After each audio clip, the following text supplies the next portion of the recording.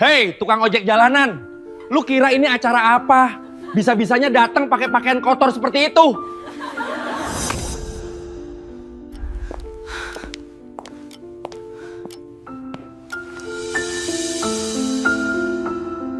Assalamualaikum warahmatullahi wabarakatuh. Seorang tukang ojek Grab sederhana yang hidupnya pas-pasan di Jakarta tak pernah menyangka bahwa hidupnya akan berubah hanya karena selembar surat undangan.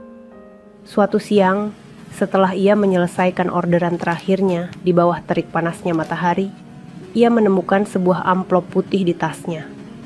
Di dalamnya tertulis, undangan resmi menghadiri jamuan makan tahunan dari perusahaan Rama Group. Awalnya ia mengira itu hanya lelucon dari pelanggan, namun rasa penasaran menghantuinya terus-menerus. Akhirnya, dengan jaketnya yang lusuh dan wajahnya yang masih kusam penuh keringat, karena sehabis ngojek, ia nekat datang menghadiri undangan tersebut yang berada di sebuah gedung mewah di tengah kota Jakarta. Namun tak disangka, saat ia baru saja masuk ke dalam gedung mewah tersebut, ia langsung menjadi bahan tertawaan oleh para tamu yang berpakaian jas mahal di dalam gedung itu. "Ngaca dulu dong sebelum masuk ruangan ini," kata salah satu pegawai, dan disambut hinaan dan tawa keras dari tamu-tamu lainnya. Ia hanya bisa diam dalam menanggapi tawa dan hinaan itu, sambil tetap menggenggam dengan erat undangan itu di tangannya. Hingga 2 menit kemudian, tiba-tiba suara langkah sepatu high heels bergema dari arah pintu masuk. Semua orang di gedung itu pun mendadak terdiam. Dari balik keramaian, muncul seorang wanita CEO muda, dengan tatapan tajam yang langsung membuat suasana seluruh ruangan membeku. Tanpa berkata apapun, seorang wanita CEO muda itu berjalan perlahan ke arah tukang ojek lusuh tersebut, dan di hadapan semua tamu undangan. Perempuan CEO muda itu tiba-tiba langsung mencium pipi pria tukang ojek lusuh tersebut. Siapa sebenarnya identitas tukang ojek lusuh yang tiba-tiba dicium oleh seorang wanita CEO itu? Hingga membuat seluruh tamu di dalam gedung yang sebelumnya menghina habis-habisan tukang ojek lusuh tersebut menjadi terdiam tanpa kata? Sahabat semuanya, sebelum kita mulai cerita ini, mari tuliskan di komentar, dari mana saja sahabat menonton cerita ini. Semoga yang subscribe channel Sudut Hikmah, kami doakan, semoga dimudahkan segala urusannya, dilapangkan rezekinya, disehatkan badannya, dan dikabulkan segala hajat dunia akhirat oleh Allah Subhanahu wa Ta'ala. Amin ya Rabbal Alamin. Sekarang mari kita mulai ceritanya. Siang itu, matahari menggantung tinggi di langit Jakarta. Udara panas bercampur debu jalanan membuat tubuh Rafa terasa lengket. Jaket hijau lusuh yang selalu menemaninya kini basah oleh keringat. Motor tuanya berhenti di depan sebuah warung kecil tempat ia biasa meneguk air mineral sebelum pulang. Setelah menyelesaikan order terakhir, Rafa membuka tas di belakang motornya, hendak mencari uang receh. Tapi di dalamnya, ia menemukan sesuatu yang tak biasa. Sebuah amplop putih dengan tulisan rapi di bagian depan. Tangannya gemetar saat membuka amplop itu. Di dalamnya ada selembar kertas berstempel emas bertuliskan, undangan resmi menghadiri jamuan makan tahunan perusahaan Rama Group. Pakaian, sesuai keseharian Rafa mengerutkan kening. Rama Group, gumamnya pelan. Ia bahkan belum pernah mendengar nama perusahaan sebesar itu. Wajahnya tampak bingung, antara percaya dan tidak. Ia menatap surat itu berkali-kali, memastikan tidak ada nama lain tertulis selain namanya sendiri. "Jangan-jangan ini salah kirim," ucapnya lirih.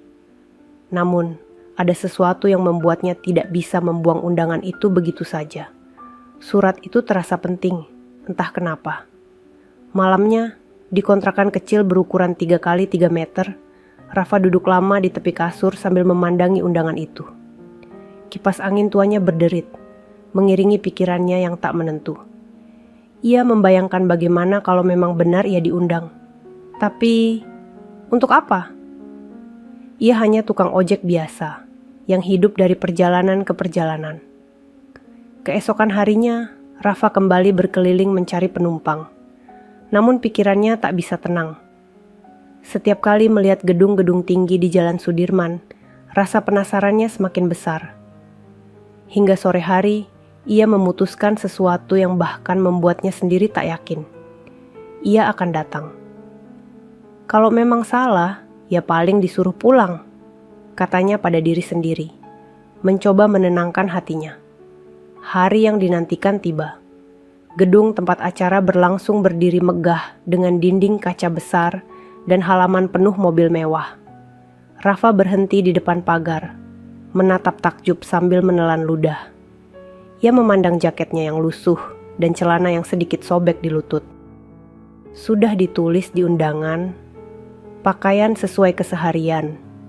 Bisiknya pelan, berusaha meyakinkan diri. Langkahnya terasa berat ketika ia berjalan menuju pos keamanan. Satpam yang berjaga menatapnya dengan tatapan tajam, dari ujung helm sampai sepatu yang berdebu. "Maaf, Mas mau kemana?" tanya satpam itu dengan nada curiga. Rafa mengeluarkan surat undangan dari saku jaketnya.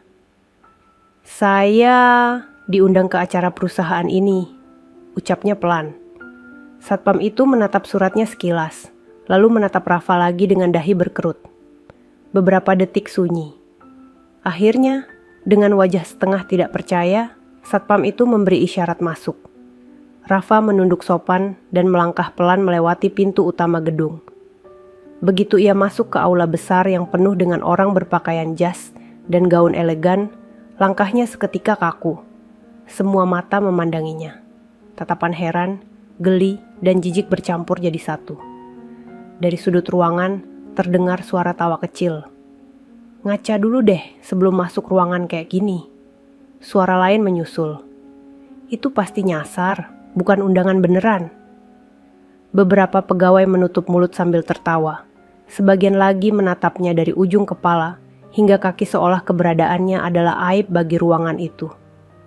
Rafa hanya diam. Tangannya menggenggam erat surat undangan itu sambil menunduk dalam. Ia ingin menjelaskan, tapi suaranya tercekat. Keringat dingin membasahi lehernya. Ia menatap meja-meja berisi makanan mewah dan tamu-tamu yang tertawa angkuh, lalu menatap kembali surat undangan di tangannya. Di situ jelas tertulis namanya. Rafa ia tahu, ia tidak salah tempat. Tapi mengapa semua orang memperlakukannya seperti pengganggu? Tepat saat ia hendak berbicara untuk membela diri, terdengar suara sepatu high heels dari arah pintu masuk. Suara itu menggema di ruangan besar dan membuat semua orang tiba-tiba diam. Langkah itu semakin dekat, pelan tapi pasti, menembus suasana yang membeku. Setiap detik, suara itu semakin jelas. Tap, tap, tap. Rafa menoleh perlahan. Semua orang yang tadi menertawakan kini menatap ke arah pintu. Wajah mereka berubah panik dan tegang. Dari balik cahaya ruangan, seorang wanita berpenampilan elegan muncul. Wajahnya tenang, rambutnya tersisir rapi, dan tatapannya menusuk. Rafa tidak mengenalnya, tapi dari bisik-bisik tamu yang mulai terdengar pelan, ia tahu. Wanita itu adalah Amanda Prasetya, CEO Rama Group. Wanita itu berjalan lurus ke arahnya. Langkahnya begitu mantap, membuat semua orang menahan napas. Rafa masih berdiri di tempatnya, tak tahu harus berbuat apa. Sampai akhirnya, Amanda berhenti tepat di depannya. Tanpa sepatah kata pun, ia menatap Rafa dengan mata yang sulit ditebak. Lalu dengan gerakan perlahan, Amanda mendekat dan mencium pipi Rafa di hadapan semua tamu. Suasana ruangan mendadak hening total. Semua orang terpaku. Rafa membeku, matanya membulat, dan seluruh tubuhnya gemetar. Ia tidak tahu apa yang sedang terjadi, atau siapa sebenarnya wanita ini. Tapi satu hal yang pasti, setelah ciuman itu, semua tatapan penghinaan yang tadi menujunya berubah menjadi tatapan kaget dan takut. Detik setelah bibir Amanda menyentuh pipi Rafa, aula seperti kehilangan suara. Musik pelan berhenti tanpa aba. Beberapa gelas masih menggantung di udara, tangan para tamu kaku di tempat. Rafa merasa telinganya berdenging. Napasnya pendek. Ia menatap Amanda, mencari penjelasan. Namun wanita itu tetap diam dengan paras setenang batu. Lalu bisik-bisik mulai pecah. Kenapa dia? Siapa sebenarnya orang itu? Tidak mungkin. Bisik-bisik berubah menjadi gumaman keras. Seorang pria berkacamata dengan name tag manager melangkah maju. Dialah Revan. Wajahnya tegang, rahangnya mengeras menahan marah. "Maaf Bu Amanda," ucapnya dengan nada menekan. "Tamu ini mengganggu acara perusahaan. Kami akan mengeluarkannya." Sekarang Amanda tidak menoleh. Ia hanya mengangkat tangan sedikit, memberi isyarat berhenti. Gerakan kecil itu cukup membuat Revan membeku. Rafa masih memegang undangannya. Tangannya bergetar. Ia memberanikan diri mengulurkan kertas itu. "Saya datang karena ini, Bu." Suaranya parau, namun jelas. "Tertera nama saya, Rafa." Pakaian sesuai keseharian Revan menyambar kertas itu, menatap stempel emas yang berkilat di bawah lampu. Ia tersenyum miring. Stempel bisa dipalsukan, dan undangan asli tidak pernah ditulis seperti ini. Beberapa pegawai mengangguk cepat, seolah butuh alasan untuk menutupi rasa malu mereka yang tadi menertawakan. Di barisan depan, Dania, sekretaris Amanda, menatap Rafa dengan wajah compang-camping antara iba dan ragu. Kedua tangannya memegang piring kecil yang bergetar halus. Rafa menunduk, rasa panas naik ke wajahnya. Ia bisa merasakan bekas debu di pipi, keringat di leher, dan tatapan orang-orang yang ingin menyingkirkannya. Namun di tengah serbuan rasa malu itu, ada satu hal yang menahannya untuk tidak lari. Ciuman tadi. Diamnya Amanda. Dan tatapan mata yang tidak merendahkan. Amanda melangkah setengah langkah ke depan, berdiri di antara Rafa dan kerumunan. Suaranya akhirnya terdengar, pelan tetapi tegas. "Tidak ada yang menyentuh tamu saya." Kalimat itu jatuh seperti palu. Ruangan kembali senyap. Revan menelan ludah. "Tamu ibu." "Ya." Dania menatap bosnya tak berkedip. "Apakah perlu saya panggil tim protokol?" "Tidak," jawab Amanda, tetap tenang. "Ada seseorang yang akan menjelaskan." Semua mata saling bertukar pandang. Siapa? Untuk apa? Mengapa? Namun Amanda tidak menambahkan satu kata pun. Ia menoleh pada Rafa. "Masuk lebih dalam. Berdiri di sisi saya." Rafa melangkah pelan, setengah tidak percaya. Kakinya terasa begitu berat, tetapi ia mengikuti arahan itu. Berdiri sejajar dengan Amanda, ia bisa merasakan dinding dingin di punggungnya dan panas lampu di wajahnya. Untuk pertama kalinya sejak datang, ia tidak lagi sendirian di tengah ruangan. Revan mencoba mencari pegangan. Ia menoleh ke barisan timnya. "Cek undangan cadangan di meja registrasi," perintahnya. "Cocokkan nomor seri." Dua pegawai tergopoh menuju meja depan. Sisa tamu menatap dengan napas tertahan. Sebagian berusaha menyusun ulang senyuman sopan yang terlanjur hancur. Di pojok, seorang satpam berdiri menunggu komando, namun tidak ada komando yang datang. Hanya lengking sendok menyentuh piring dan dengung pendingin ruangan. Beberapa menit berjalan lambat. Rafa menunduk, menatap telapak tangannya yang kotor oleh oli dan debu. Ciuman tadi terasa nyata, namun pikirannya menolak menerima apapun selain fakta-fakta kecil yang ia pahami. Ia tidak kenal Amanda. Ia tidak tahu mengapa diundang. Ia hanya ingat satu hal, 2 minggu lalu, sudut sebuah ATM, teriakan seorang kakek yang hampir terjatuh. Tangan-tangan asing berusaha meraih dompet, dan dirinya yang spontan berlari. Semua seperti kilat, lalu hilang. Dania kembali ke depan dengan napas pendek. Nomor seri cocok. Surat itu asli gumaman meledak lagi. Kali ini bernada heran dan tidak nyaman. Revan menoleh tajam, namun Amanda mengangkat tangan, memutus laju kata-kata yang siap meluncur dari mulut manajer itu. "Terima kasih Dania," ujar Amanda datar. "Siapkan jalan." Rafa menatap Amanda. "Bu, saya sebenarnya." Amanda menatap balik, hangat tetapi kuat. "Tidak apa. Tunggu sebentar di sini." Nada suaranya seperti janji yang tidak terucap. Lampu-lampu gantung berpendar lembut. Pelayan berhenti bergerak. Keheningan turun sekali lagi, lebih berat dari sebelumnya. Lalu dari arah pintu utama, terdengar suara lain, rendah dan berderit, menembus diam seperti garis pada kaca. Suara roda yang menyentuh lantai marmer, menggesek pelan, teratur, mendekat selangkah demi selangkah. Revan berpaling, wajahnya memucat. Dania menelan ludah. Rafa menegakkan punggungnya tanpa sadar. Amanda menoleh, tatapannya melembut, seolah menunggu seseorang yang sangat ia kenal. Pintu lebar itu bergerak. Seorang pria dengan rambut memutih tampak di ambang, duduk di kursi roda dengan tubuh yang tampak rapuh, namun matanya menyala. Kedua tangannya bertumpu pada selimut tipis. Di belakangnya, seorang perawat mendorong perlahan.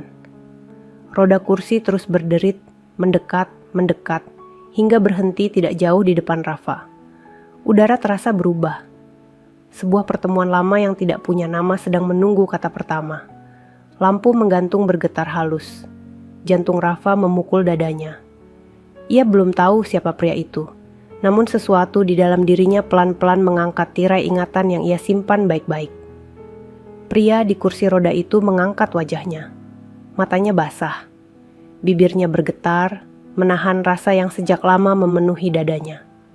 Dan sebelum ada satupun orang sempat berbicara, Amanda berdiri di samping kursi itu, meletakkan tangan di bahu sang pria, seperti menegaskan kehadiran yang tidak bisa dibantah. Suara roda berhenti, suara napas menjadi terdengar. Saat itulah Rafa merasa, jawaban yang ia cari sejak tadi hanya berjarak satu kalimat. Di atas meja prasmanan, sendok meluncur jatuh dan memecah senyap. Semua kepala menoleh.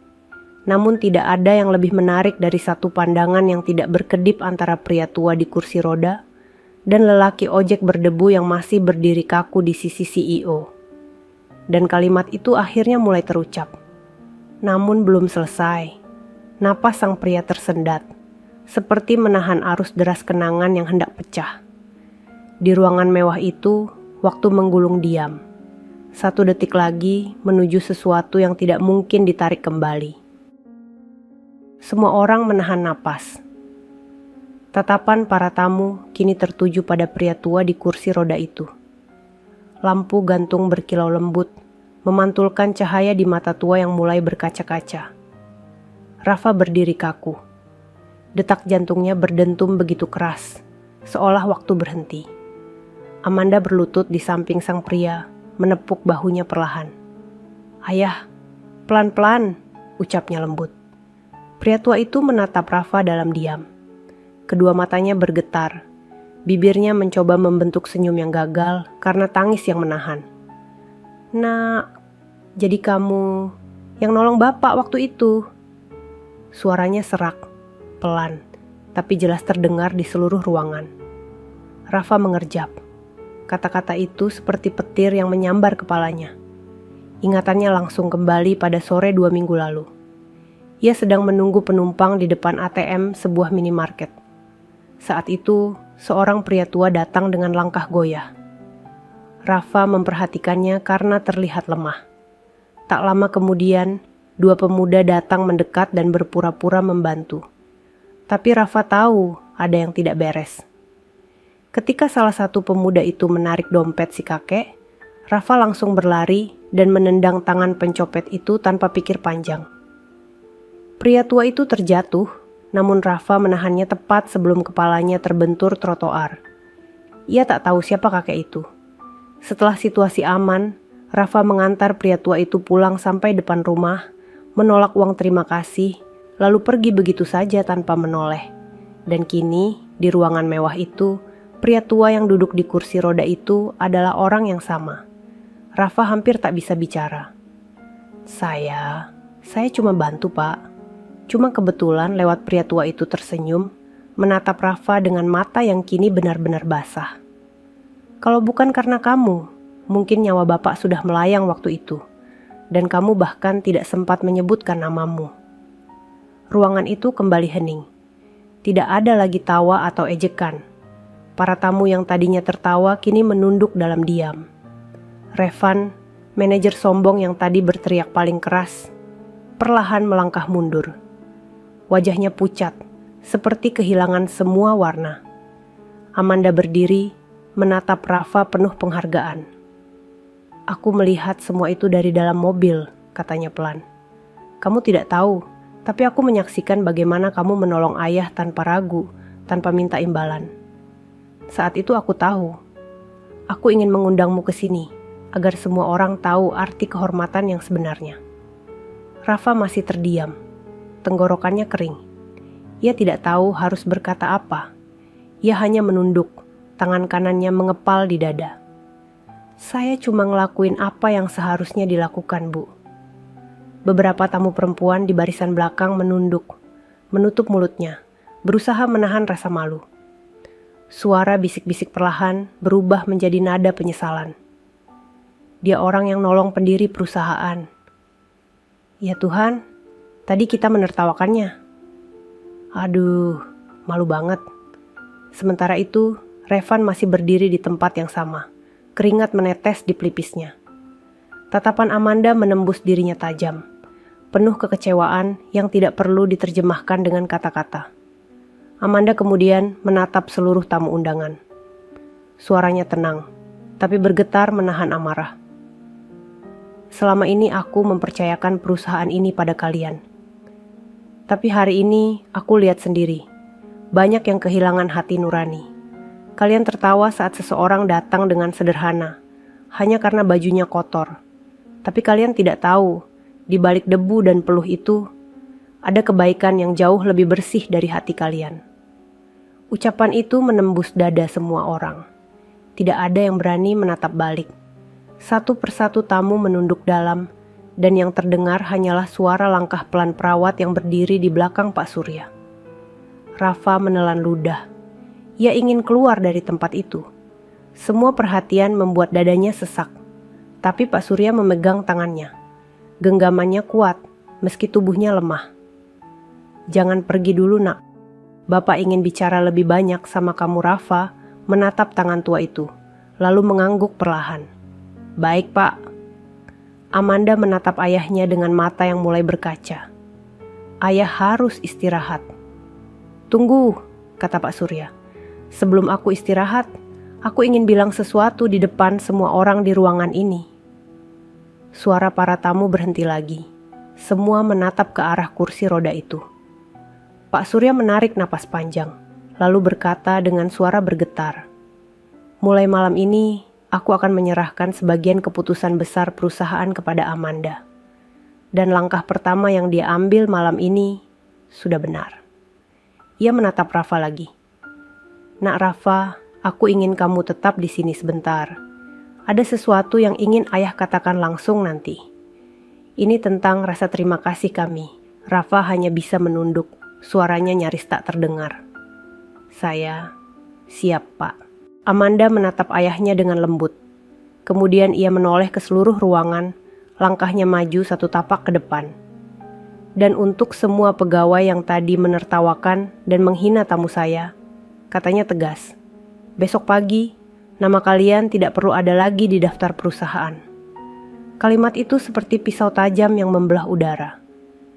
Dan ia menutup mulutnya, matanya membulat, sementara Revan langsung terdiam seperti patung. Tidak ada satupun yang berani membantah. Amanda kemudian menatap Rafa lagi. "Kau tidak tahu, Rafa," suaranya melembut. "Berapa banyak pelajaran yang sudah kau ajarkan malam ini tanpa kau sadari." Rafa menunduk. Air matanya mulai mengalir tanpa ia tahan. Dan di tengah ruangan itu, Pak Surya menatap langit-langit sambil berbisik lirih.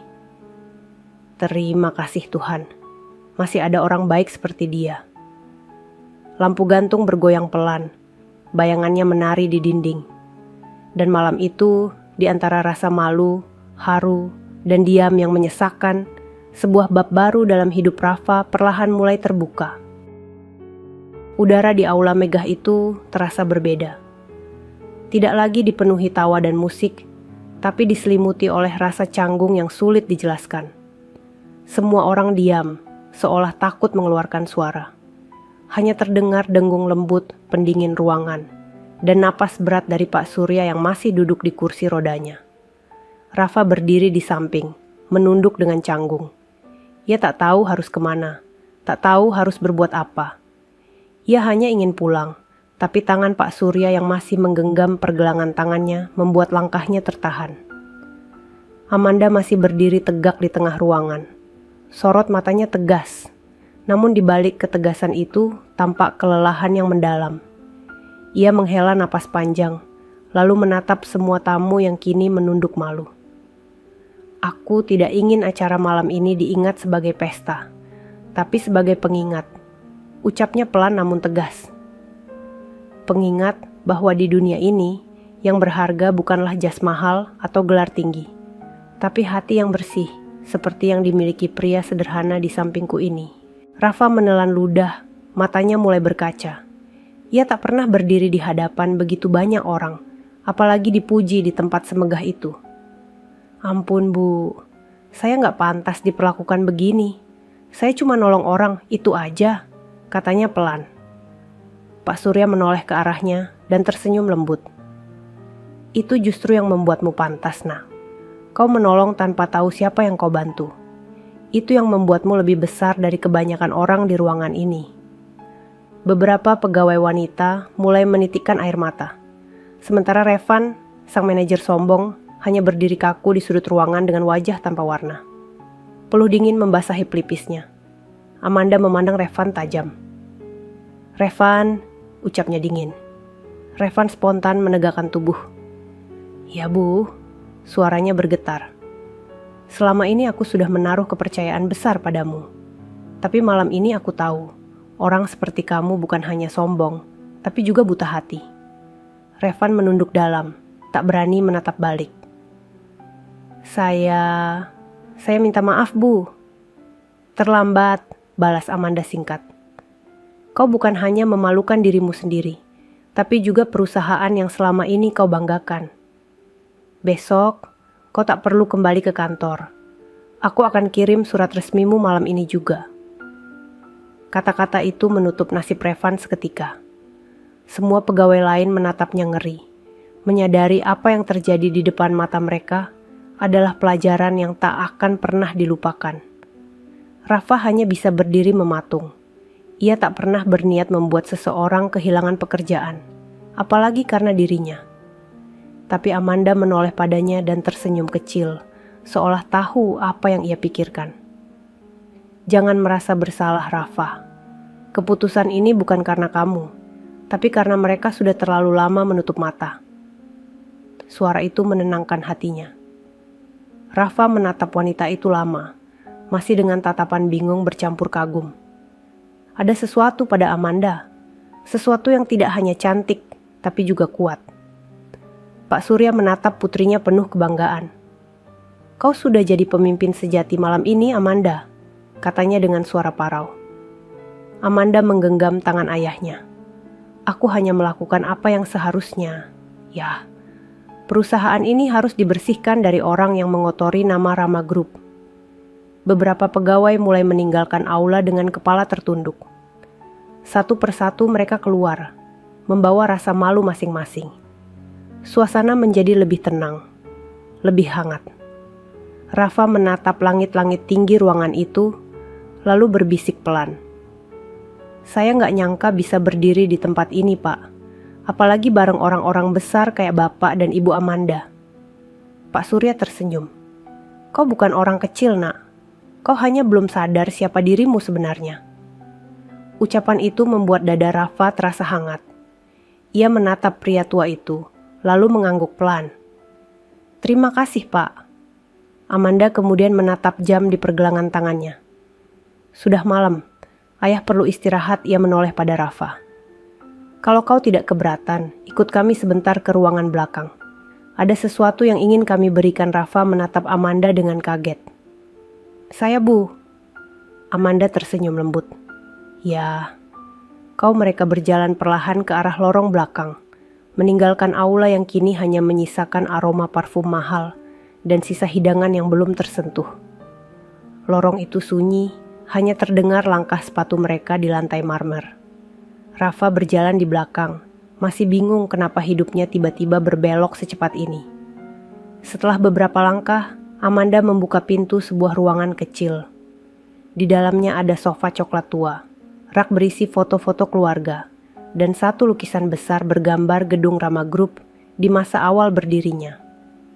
Pak Surya didorong masuk oleh perawatnya, sementara Amanda duduk di seberang Rafa. Rafa menunduk sopan. "Saya masih nggak ngerti, Bu.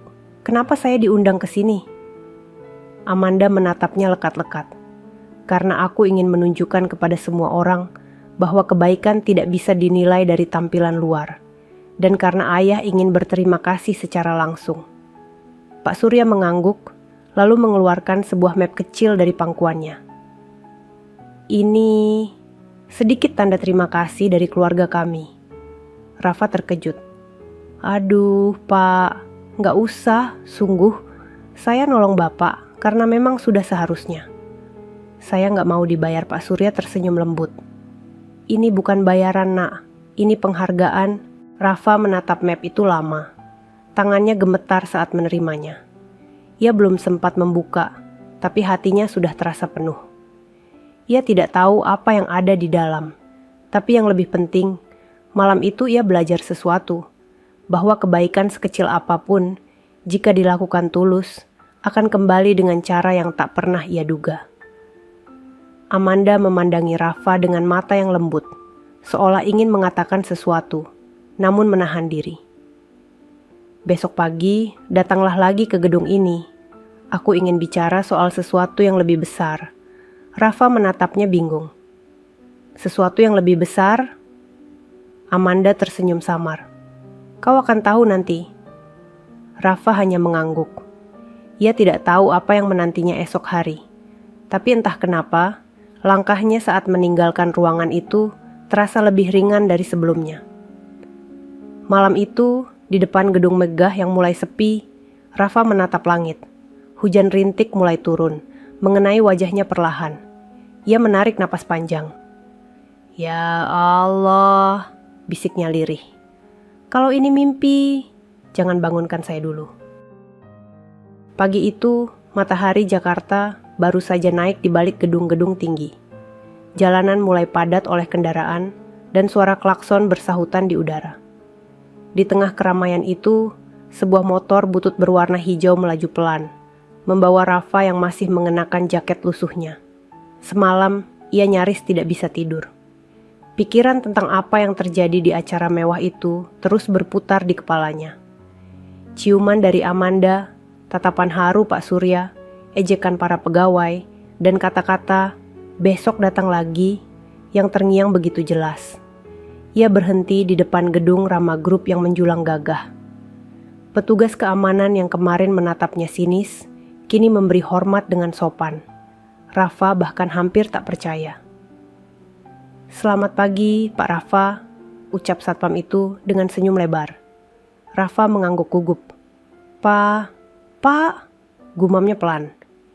Ia bahkan tidak terbiasa dipanggil seperti itu. Begitu memasuki lobi, resepsionis yang kemarin sempat menatapnya jijik kini menyambut ramah. "Silakan ke lantai 8, Pak." Ibu Amanda sudah menunggu Rafa menelan ludah. Ia baru pertama kali masuk lift kaca yang dindingnya memantulkan cahaya kota. Perasaannya campur aduk antara kagum dan takut salah langkah. Saat pintu lift terbuka, udara di lantai 8 terasa sejuk dan tenang. Dindingnya dihiasi lukisan-lukisan besar dan foto-foto lama perusahaan. Rafa melangkah perlahan, sampai akhirnya pintu ruang kerja Amanda terbuka. Amanda berdiri di dekat jendela besar yang menghadap ke kota. Ia mengenakan setelan hitam sederhana, tapi terlihat sangat berwibawa. Di sampingnya, Pak Surya duduk di kursi roda dengan wajah lebih segar dari semalam. "Selamat pagi, Rafa," sapa Amanda dengan senyum kecil. "Kau datang tepat waktu." Rafa menunduk sopan. "Maaf kalau saya kelihatan kikuk, Bu. Saya cuma belum pernah masuk ruangan sebesar ini." Amanda tersenyum. "Tenang saja. Di sini tidak ada yang lebih tinggi atau lebih rendah. Aku hanya ingin bicara." Dari hati ke hati Rafa berdiri dengan tangan di depan perut, menunduk hormat. Pak Surya menatapnya hangat. "Nak, Semalam aku tidak sempat menjelaskan semuanya. Waktu itu, aku dan Amanda baru saja membicarakan masalah besar di perusahaan. Banyak pegawai yang korup, menyeleweng, dan lupa diri. Aku sedih melihat kerja keras bertahun-tahun hampir hancur. Rafa menatap pria tua itu dengan empati. Saya turut prihatin, Pak. Pak Surya mengangguk pelan. Tapi setelah peristiwa malam itu, aku merasa Tuhan menunjukkan jawabannya lewat kamu. Rafa terkejut. Lewat saya, Pak. Amanda mendekat, berjalan perlahan dengan tatapan lembut. Kau datang dengan jujur, dengan pakaian kerja, tanpa kepura-puraan. Kau tidak pernah tahu siapa yang kau tolong, tapi tetap menolong. Kami ingin orang-orang seperti itu ada di perusahaan ini. Rafa masih kebingungan. Maksud ibu? Amanda menatap ayahnya, lalu berkata dengan tegas. Aku ingin kamu bekerja di sini, Rafa. Rafa terdiam. Dunia seolah berhenti berputar. Saya kerja di sini, Bu. Amanda tersenyum kecil. Ya, tapi bukan sebagai pegawai biasa. Aku ingin kau menjadi pengawas lapangan, seseorang yang bisa melihat kejujuran di tempat kerja dengan mata yang jernih, bukan dengan gelar atau jas. Rafa mematung. Ia tak tahu apakah harus senang atau takut. Ia belum pernah bekerja di kantor, apalagi di perusahaan sebesar itu. Tapi Bu, saya nggak sekolah tinggi. Saya cuma tamatan SMA. Saya nggak ngerti soal dunia kantor. Amanda menggeleng lembut. Yang aku butuh bukan ijazah, tapi hati yang bersih. Dan kau punya itu. Pak Surya tersenyum, menambahkan, aku sudah lihat banyak orang pintar menghancurkan perusahaan karena rakus. Tapi orang jujur, meski sederhana, bisa menjaga semuanya tetap berdiri. Rafa menunduk, matanya mulai basah. Saya nggak tahu harus bilang apa. Terima kasih, Bu. Terima kasih, Pak. Terima kasih tak perlu diucapkan, Nak, balas Pak Surya lembut. Cukup teruslah jadi orang baik. Itu sudah cukup besar bagi kami, Amanda, lalu mengeluarkan sebuah amplop dari meja kerjanya. Ia menyerahkannya pada Rafa. Ini dokumen resmi penerimaanmu. Dan satu hal lagi, aku ingin kau mengganti jaketmu. Rafa menatapnya bingung. Ganti jaket, Bu. Amanda tersenyum. Bukan karena aku malu pada jaket Grab itu, tapi karena mulai hari ini, kau akan mengenakan seragam resmi perusahaan Rafa terdiam lama. Ia menatap jaket hijaunya yang kusam, yang selama bertahun-tahun menjadi saksi perjuangannya di jalan. Boleh saya simpan jaket ini, Bu? Tentu saja, jawab Amanda lembut. Itu bagian dari kisahmu. Jangan lepaskan, hanya gantungkan sebentar. Udara di ruangan itu terasa hangat. Tak ada perbedaan antara si kaya dan si miskin, antara direktur dan tukang ojek. Yang ada hanyalah rasa hormat antara manusia. Beberapa menit kemudian, Amanda berdiri dan menatap Rafa dalam-dalam. Mulai hari ini, langkahmu tidak berhenti di jalanan. Tapi ingat, jangan pernah berubah. Rafa mengangguk dengan suara bergetar. Saya janji, Bu. Sebelum keluar, ia menoleh sebentar. Bu Amanda, boleh saya tahu kenapa waktu itu ibu mencium pipi saya di depan banyak orang? Amanda menatapnya lama, lalu tersenyum samar. Karena aku ingin semua orang tahu, tidak semua kebersihan datang dari jas yang disetrika rapi. Kadang, ia datang dari hati yang penuh debu tapi tulus. Rafa terpaku. Ia menunduk dalam. Terima kasih, Nebu. Pergilah sekarang, kata Amanda lembut. Besok pagi, datanglah untuk hari pertamamu bekerja. Rafa keluar dari ruangan itu dengan langkah pelan. Amplop putih itu ia genggam erat di dada. Di dalam lift, ia melihat bayangannya di dinding kaca. Wajah lelah, tapi penuh arti baru. Dan di luar gedung Rama Group yang megah itu, angin pagi bertiup lembut, membawa perasaan yang belum pernah ia rasakan sebelumnya. Untuk pertama kalinya dalam hidup, Rafa tidak hanya merasa berguna, tapi juga dihargai.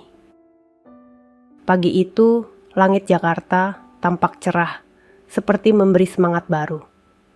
Rafa berdiri di depan kaca kecil kontrakannya, mengenakan kemeja putih yang baru dibelinya di pasar Minggu. Warnanya sedikit kusam, tapi disetrika dengan rapi. Celananya hitam polos, dan sepasang sepatu yang dulu hanya ia gunakan saat menghadiri lamaran teman kini kembali menapak jalan. Ia menatap jaket Grabnya yang tergantung di dinding, terlipat rapi. Jaket yang menemaninya berjuang selama 5 tahun terakhir. Rafa mengelusnya perlahan, seolah berpamitan dengan sahabat lama.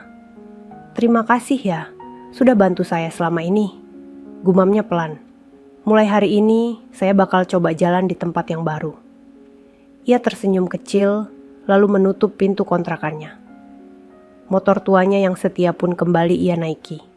Tapi kali ini bukan untuk menjemput penumpang, melainkan menuju hari pertama bekerja di Rama Group. Begitu tiba di depan gedung megah itu, suasana terasa berbeda dari sebelumnya. Pegawai-pegawai yang dulu menatapnya dengan hina kini menunduk sopan saat ia lewat. Bahkan satpam yang dulu ragu membiarkannya masuk kini memberi hormat. "Selamat pagi Pak Rafa," sapanya dengan ramah. Rafa tersenyum kikuk. "Pagi juga, tapi jangan panggil saya Pak, biasa aja Mas aja." Satpam itu tertawa kecil. "Baik Mas Rafa." Begitu memasuki lobi, Rafa melihat sesuatu yang membuat dadanya hangat.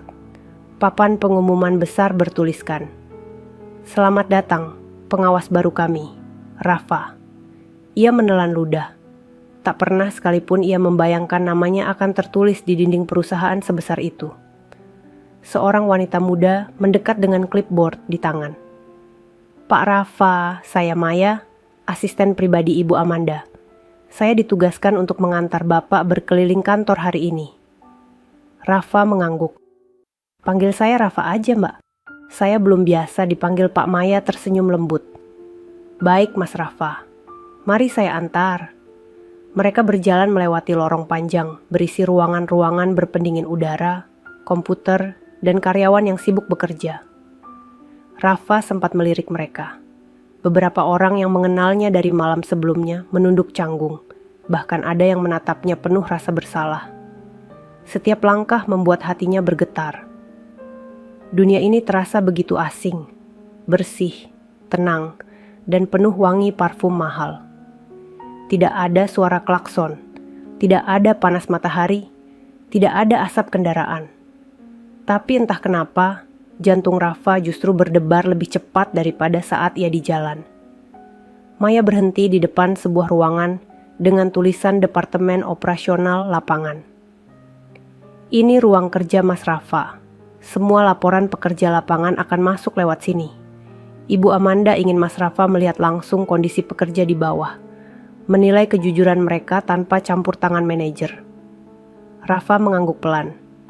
"Berarti saya yang harus keliling ke bawah, ya?" Maya mengiyakan. "Iya, betul. Ibu Amanda percaya mata Mas Rafa bisa melihat lebih jujur daripada laporan kertas." Rafa tersenyum tipis. "Baiklah, kalau gitu saya jalankan dengan sebaik-baiknya." Siang itu, Rafa memutuskan turun langsung ke lokasi proyek pembangunan gedung milik Rama Group di pinggiran kota. Udara panas, debu beterbangan, tapi di tempat seperti inilah ia merasa lebih hidup. Para pekerja lapangan menatapnya heran ketika ia datang tanpa sopir dan tanpa jas. Seorang mandor menghampiri. "Permisi, Bapak dari kantor pusat ya?" Rafa mengangguk tapi senyumnya ramah. "Iya, saya Rafa. Tapi nggak usah panggil Bapak, panggil aja Mas." Mandor itu tertawa kecil. "Wah, baru kali ini saya ketemu orang kantor yang enggak malu sama debu." Rafa ikut tertawa. "Saya malah rindu debu Mas. Dulu tiap hari hidup saya penuh sama ini." Ia berjalan mengelilingi lokasi proyek, memperhatikan para pekerja. Ada yang serius bekerja, tapi ada juga yang duduk di pojokan sambil bermain ponsel. Rafa mencatat semuanya dengan tenang. Ia tidak marah, tidak menegur. Ia hanya mengamati, mencoba memahami lebih dalam seperti apa dunia yang kini dipercayakan padanya. Saat istirahat siang, Rafa duduk di bawah pohon dengan para pekerja. Mereka makan nasi bungkus, sementara Rafa membuka bekal sederhana dari kantin. Seorang pekerja bertanya, "Mas, katanya dari kantor pusat ya? Kok makan bareng kami?" Rafa tersenyum. Karena saya juga dulu kerja di jalanan. Sama aja, yang penting nasi masuk, bukan gengsi. Semua tertawa. Dalam tawa itu, Rafa merasakan kehangatan yang ia rindukan. Ia tahu, di balik seragamnya yang baru, ia tetap orang yang sama. Sore harinya, ketika ia kembali ke kantor, Amanda menunggunya di ruangannya. "Bagaimana hari pertamamu?" tanya Amanda lembut. Rafa tersenyum lelah. "Capek, tapi senang, Bu. Saya ketemu banyak orang baik, tapi juga beberapa yang kelihatannya cuma pura-pura kerja." Amanda menatapnya dengan tatapan puas. "Bagus, catat semuanya. Aku ingin tahu siapa yang benar-benar bekerja dan siapa yang hanya pandai bicara." Pak Surya yang kebetulan ikut duduk di ruang itu tersenyum. "Nah, kalau suatu hari nanti kamu lelah, ingat satu hal. Orang baik di tempat salah tetap akan bersinar. Dan kamu sudah buktikan itu." Rafa menunduk dalam. Kata-kata itu terasa seperti doa. Sebelum ia keluar dari ruangan, Amanda menatapnya sekali lagi. "Teruslah jadi dirimu, Rafa. Dunia ini butuh lebih banyak orang yang seperti kamu." Rafa mengangguk. "Saya janji, Bu. Saya nggak akan berubah." Dan malam itu, saat ia mengendarai motornya pulang, langit tampak memerah di ujung barat. Ia menatap cermin spion dan melihat bayangan dirinya sendiri. Bukan lagi tukang ojek lusuh, tapi seseorang yang baru saja diberi kepercayaan untuk mengubah dunia kecilnya. Namun tanpa ia sadari, perubahan besar berikutnya sudah menunggu di depan. Sebuah rahasia lama di balik perusahaan itu perlahan mulai terkuak, dan Rafa akan menjadi saksi dari semuanya. Sudah seminggu Rafa bekerja di Rama Group. Setiap hari ia datang pagi, menyapa satpam, petugas kebersihan, hingga resepsionis yang dulu pernah menertawakannya. Ia berkeliling ke berbagai lokasi proyek, mencatat laporan kerja, memeriksa jadwal, dan memastikan semua karyawan bekerja sesuai aturan. Meski sederhana, caranya memimpin berbeda. Ia tidak pernah memarahi orang di depan umum, tapi menegur dengan lembut di waktu yang tepat. Karena itu, banyak pegawai lapangan mulai menyukainya. Mereka merasa dihargai, bahkan oleh orang yang dulu mereka kira hanya tamu aneh yang tersesat di acara makan malam. Namun di balik semua perubahan itu, ada satu hal yang mulai terasa janggal. Rafa mulai menyadari sesuatu di dalam perusahaan itu tidak berjalan sebagaimana mestinya. Suatu siang, ketika ia sedang meninjau gudang logistik, ia menemukan laporan pengeluaran barang yang tidak cocok dengan kondisi sebenarnya. "Mas, ini data pengiriman semen minggu lalu," kata seorang staf logistik sambil menyerahkan berkas. Rafa menatap kertas itu sebentar, lalu memandang tumpukan semen di belakang gudang. "Jumlahnya nggak sama," gumamnya. "Di laporan ini tertulis 1000 sak, tapi di gudang cuma ada 700. Staf itu menunduk gugup. "Mungkin ada yang salah catat, Mas." Rafa mengangguk pelan. "Mungkin, tapi kalau salah catatnya 300 sak, itu bukan salah tulis, tapi salah niat." Suasana hening sejenak. Staf itu menelan ludah, lalu tersenyum kaku. "Nanti saya periksa ulang, Mas." Rafa hanya mengangguk. Ia tahu jawaban itu bukan kebenaran. Ada sesuatu yang disembunyikan. Malam harinya, ia menulis semua temuannya dalam buku catatan kecil yang selalu ia bawa. Tangannya gemetar setiap kali menulis angka-angka itu. Ia tidak punya bukti kuat, tapi perasaannya berkata ada kebocoran besar di dalam sistem. Kalau ini benar, bisa jadi ada orang yang selama ini main belakang, gumamnya sendiri. Beberapa hari kemudian, Rafa kembali ke kantor pusat untuk menyerahkan laporan mingguan. Amanda menyambutnya di ruang kerja dengan senyum seperti biasa. "Bagaimana lapangan?" "Cukup baik, Bu. Tapi ada beberapa hal yang saya curigai. Data logistik nggak cocok. Bisa jadi ada kecurangan." Amanda menatap Rafa lama. "Kau yakin?" "Saya belum punya bukti, Bu. Tapi rasanya bukan cuma salah tulis. Ada sesuatu yang sengaja disembunyikan." Amanda menghela napas panjang. Ia menatap jendela besar di belakangnya, lalu berkata, pelan, Aku sudah lama mencurigai hal itu, tapi selama ini tidak ada yang bisa membuktikan. Banyak pegawai yang takut bersuara Pak Surya, yang duduk di kursi roda di sudut ruangan ikut bicara. Nak Rafa, kalau benar ada yang menyeleweng, tolong jangan gegabah. Mereka yang berani curang biasanya juga berani menyingkirkan siapapun yang tahu. Rafa menatap pria tua itu penuh hormat. Saya ngerti Pak, tapi saya juga nggak bisa diam. Amanda menatapnya serius. Kalau kau menemukan sesuatu, langsung lapor padaku. Jangan pada siapapun, Rafa mengangguk tegas. Baik Bu. 2 hari kemudian, Rafa mendapat telepon dari salah satu pekerja lapangan bernama Benny. Suaranya panik. Mas Rafa, saya mau ngomong, tapi tolong jangan bilang siapapun. Ada apa Ben? Saya nemu truk yang ngangkut semen proyek, tapi belok ke arah luar kota. Saya curiga barangnya dijual, Mas jantung Rafa berdetak cepat. Kau yakin? Yakin banget. Saya sempat foto dari jauh Rafa menatap sekeliling. Kantor sudah mulai sepi. Ia menurunkan suara. Kirim fotonya ke saya sekarang. Beberapa detik kemudian, ponselnya bergetar. 3 foto masuk. Rafa menatap layar itu. Truk bertuliskan Rama Logistics dengan semen penuh. Berhenti di gudang tua yang tidak pernah terdaftar dalam proyek. Rafa memejamkan mata. Nafasnya berat. Ia tahu, ini bukti pertama. Tapi juga tahu, sejak detik itu, dirinya mulai menginjak tanah berbahaya. Keesokan paginya, Rafa datang lebih awal. Ia memeriksa berkas pengiriman dan mencocokkannya dengan foto yang ia dapat. Semua cocok. Yang membuat darahnya berdesir adalah nama di bawah tanda tangan laporan itu. Revan. Rafa mematung. Revan. Manajer yang dulu dipecat karena menghina dirinya. Tapi mengapa namanya masih tercantum di dokumen resmi? Ia mencari di sistem internal perusahaan, dan matanya membulat. Nama Revan memang sudah dihapus dari daftar karyawan, tapi entah bagaimana akses logistik atas namanya masih aktif. Seseorang sengaja membiarkannya tetap terhubung, gumam Rafa pelan. Langkah kakinya terdengar cepat di lorong menuju ruang Amanda. Namun sebelum sampai di depan pintu, ia melihat sesuatu yang membuatnya berhenti.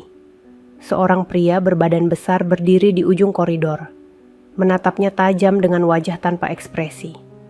Di telinganya terpasang earphone kecil, dan tangannya menggenggam ponsel yang menampilkan nama pengirim pesan, Revan. Rafa menelan ludah. Ia berpura-pura tidak melihat, lalu berjalan kembali ke arah lift. Tapi di dalam dadanya, detak jantungnya makin cepat. Ia tahu satu hal pasti, Revan belum benar-benar pergi. Dan kini, dia tahu Rafa sedang menggali sesuatu yang seharusnya tidak ia temukan. Malam itu, saat Rafa mengendarai motornya pulang, ia merasa ada motor lain yang mengikuti dari jauh. Suara knalpotnya pelan, tapi tidak pernah menghilang dari belakang. Rafa menatap spion, jantungnya berdetak keras. Ia tahu, malam ini bukan malam biasa. Ada mata yang sedang mengawasi setiap langkahnya. Malam turun perlahan di langit Jakarta. Lampu-lampu jalan mulai menyala, dan udara yang biasanya ramai kini terasa sunyi bagi Rafa. Ia melaju dengan motor tuanya, mencoba tenang, namun matanya terus memantau spion. Bayangan motor di belakang masih ada. Jaraknya selalu sama, tidak jauh, tidak dekat. Seolah sengaja menjaga agar tak tertangkap basah. Keringat dingin mengalir di pelipis Rafa, meski angin malam menerpa wajahnya. Ia memelankan laju motor, lalu mempercepat, mencoba menguji apakah pengikut itu benar membuntutinya. Dan setiap kali ia memperlambat, motor di belakang ikut melambat. Ya Allah, gumamnya pelan. Jangan bilang ini gara-gara laporan kemarin. Rafa memutuskan berbelok tajam ke arah gang kecil yang hanya muat satu kendaraan. Suara ban motornya berderit pelan di jalan sempit berlampu redup. Ia menatap spion sekali lagi. Motor hitam itu ikut masuk. Degupan jantungnya makin keras.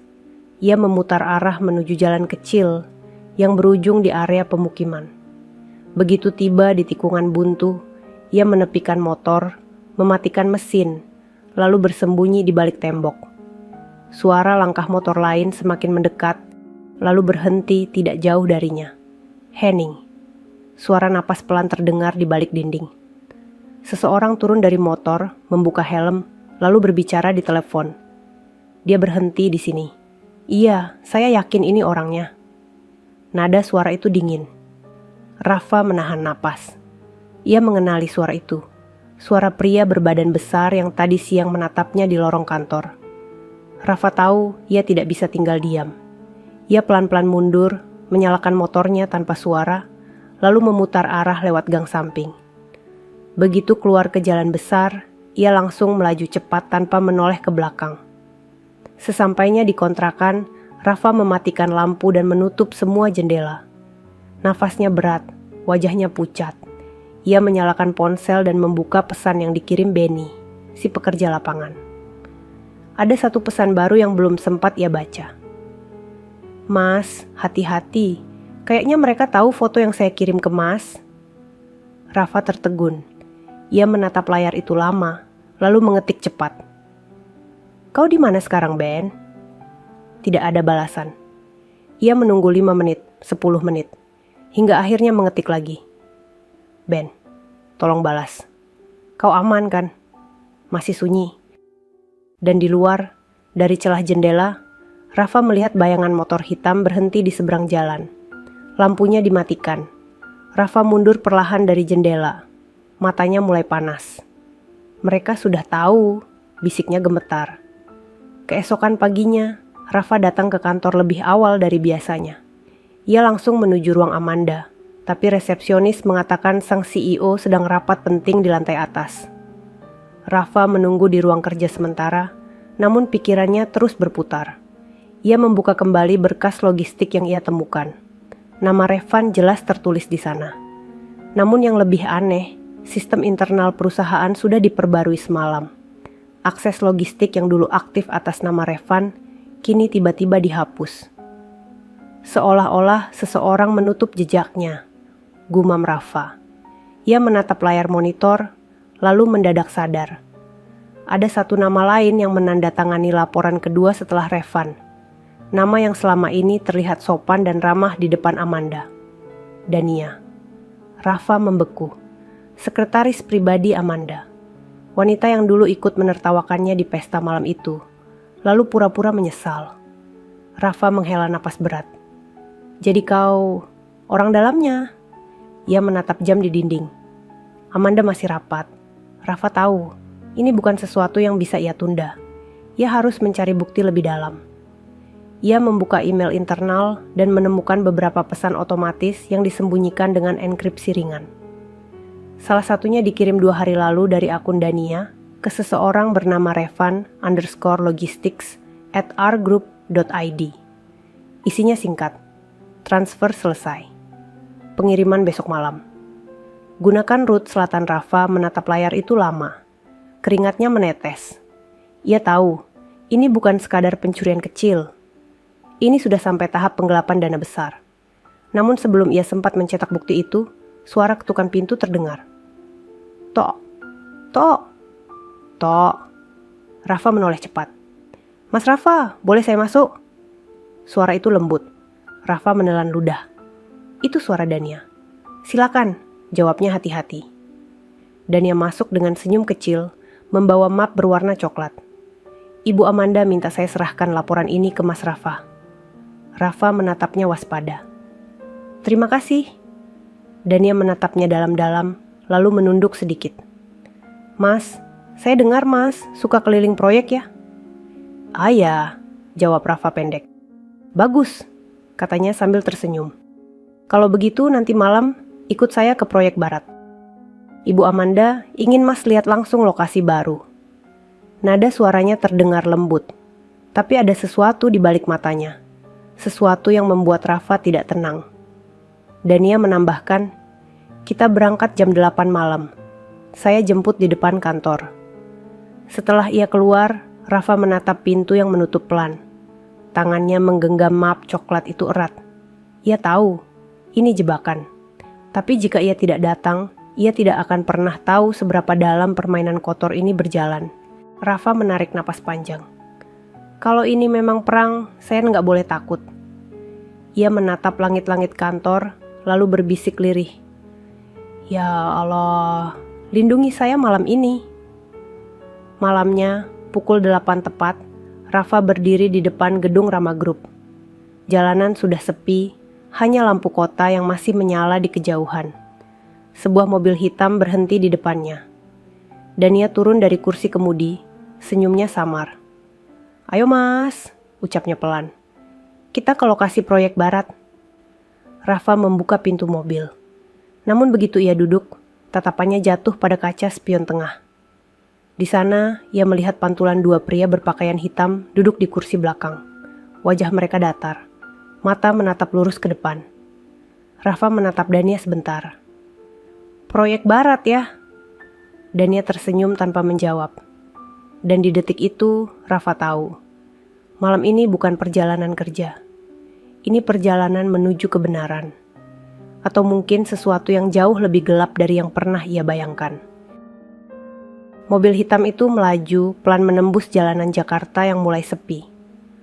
Lampu kota memantul di kaca, menggambar garis-garis cahaya di wajah Rafa yang diam, mematung di kursi depan. Ia menatap keluar jendela, berusaha tenang, meski pikirannya dipenuhi pertanyaan. Dania di sampingnya tampak tenang, terlalu tenang. Kedua tangannya menggenggam kemudi dengan lembut, wajahnya sesekali tersenyum tipis tanpa alasan. Di kaca spion tengah, dua pria berbadan besar duduk tegap di belakang, tanpa suara, seperti patung. Rafa menelan ludah. "Kita ke proyek barat kan?" Suaranya rendah, nyaris tak terdengar. "Iya," jawab Dania cepat, tapi matanya tidak menatap Rafa. "Proyek baru, Ibu Amanda minta kau lihat langsung kondisi di sana." Namun nada bicaranya tak punya ketulusan. Rafa bisa merasakannya. Instingnya yang tajam sejak di jalanan menuntunnya untuk tidak percaya begitu saja. Ia memperhatikan jalanan. Mobil tidak menuju ke arah barat seperti yang dikatakan. Ia hafal rute itu, karena dulu sering mengantar penumpang ke kawasan tersebut. Mereka justru bergerak ke arah selatan, ke daerah industri yang sudah lama terbengkalai. Hening panjang memenuhi kabin mobil. Hanya terdengar suara mesin dan detak jantung Rafa yang berdentum keras. Setelah hampir 30 menit perjalanan, mobil itu berbelok ke jalan kecil yang gelap. Di kanan kiri hanya ada pepohonan dan bangunan kosong. Lampu jalan tidak banyak, hanya sinar bulan yang menerobos di sela dedaunan. Rafa menatap sekeliling. "Dania," suaranya pelan tapi tegas. "Kau yakin ini jalannya?" Dania tersenyum samar. Matanya tetap menatap ke depan. "Tenang aja mas, aku tahu kemana harus pergi." Senyuman itu membuat dada Rafa terasa berat. Ia tahu, ini bukan lagi tentang pekerjaan. Ini tentang sesuatu yang jauh lebih berbahaya. Beberapa menit kemudian, mobil berhenti di depan gudang besar yang tampak tua dan berdebu. Dindingnya sudah berlumut, dan pintu besinya setengah terbuka. Dua pria di belakang turun lebih dulu, lalu membuka pintu untuk Rafa dan Dania. "Silakan masuk mas," ucap Dania dengan nada lembut. Rafa berpura-pura santai. "Ini gudang proyek juga?" Dania hanya mengangguk tanpa menjawab lebih jauh. Begitu mereka masuk, bau besi karat dan minyak solar menyeruak kuat. Lampu gudang hanya satu yang menyala di tengah, memantulkan bayangan panjang ke arah mereka. Di sudut ruangan, Rafa melihat tumpukan karung semen bertuliskan Rama Group. Tapi sebagian sudah rusak, sebagian lagi jelas-jelas kosong. "Jadi benar," gumamnya pelan. "Ini tempat mereka buang hasil curian itu." Sebelum sempat melangkah lebih jauh, suara langkah kaki berat terdengar dari arah belakang. Dari balik kegelapan, muncul sosok yang wajahnya tidak asing bagi Rafa. Revan. Ia berdiri dengan senyum miring, menepuk tangan perlahan. "Bagus, aku sudah duga kau bakal ikut ke sini." Rafa menatapnya tajam. "Aku pikir kau sudah dipecat." Revan tertawa pelan. "Dipecat?" Tidak ada yang bisa memecat aku dari tempat yang kubangun sendiri. Aku yang buat sistem logistik itu. Tanpa aku, perusahaan itu lumpuh. Rafa mengepalkan tangan. Jadi, selama ini kau yang nyuri barang dari proyek? Revan mendekat. Wajahnya berubah dingin. Bukan nyuri, Rafa. Aku cuma mengambil kembali apa yang harusnya jadi bagianku. Bagianku? Rafa mengulang dengan nada rendah. Revan menghela napas. Kau gak ngerti ya? Perusahaan itu kaya karena aku. Tapi Amanda dan ayahnya memperlakukanku kayak budak. Mereka buang aku begitu saja. Sekarang aku ambil kembali yang mereka rampas dariku. Rafa menggeleng perlahan. Yang dirampas dari kau itu bukan harta, tapi kehormatan. Karena kau sendiri yang jual murah dengan keserakahanmu. Revan tertawa lagi, tapi kali ini lebih keras. Kau pikir kata-kata seperti itu bisa menghentikan aku? Ia menoleh pada dua pria di belakang. Ambil ponselnya, jangan biarkan dia bawa bukti dua pria itu maju. Rafa mundur perlahan, langkahnya ringan, matanya terus mencari celah keluar. Begitu satu dari mereka meraih bahunya, Rafa menepis cepat dan menendang tong logam di sampingnya. Suara dentuman keras memantul di seluruh ruangan. Seketika, lampu di gudang padam. Gelap total. Cepat nyalain lampunya, teriak Revan. Dalam kegelapan itu, Rafa berlari ke arah pintu samping. Nafasnya memburu. Ia tahu satu hal. Kalau sampai tertangkap, hidupnya bisa berakhir malam itu juga. Ia berhasil keluar dari gudang, menabrak tumpukan karung dan jatuh ke tanah. Luka di lengannya perih, tapi ia terus berlari ke arah motor yang terparkir di luar pagar. Suara langkah para pria itu kini mengejar di belakang. Begitu motornya menyala, Rafa langsung melaju sekuat tenaga. Ban motornya memercik lumpur di jalan tanah. Dari spion, ia melihat cahaya senter menembus kegelapan. Diikuti suara teriakan Revan yang marah. Kejar dia, jangan biarkan hidup-hidup. Rafa menggigit bibirnya kuat. Angin malam menghantam wajahnya. Ia melaju tanpa arah, hanya mengikuti naluri. Beberapa menit kemudian, ia berhasil keluar ke jalan raya. Lampu mobil-mobil lewat memantul di wajahnya yang berkeringat. Dadanya terasa sesak, tapi pikirannya tetap fokus. Ia harus selamat, dan ia harus memberitahu Amanda secepatnya. Namun di tengah kecepatan itu, ponselnya bergetar. Sebuah pesan masuk. Dari nomor tak dikenal. Kalau kau masih hidup sampai pagi, semua orang di Rama Group akan tahu rahasia yang tidak seharusnya mereka tahu. Rafa menggenggam ponselnya kuat-kuat, lalu menatap jalan di depannya.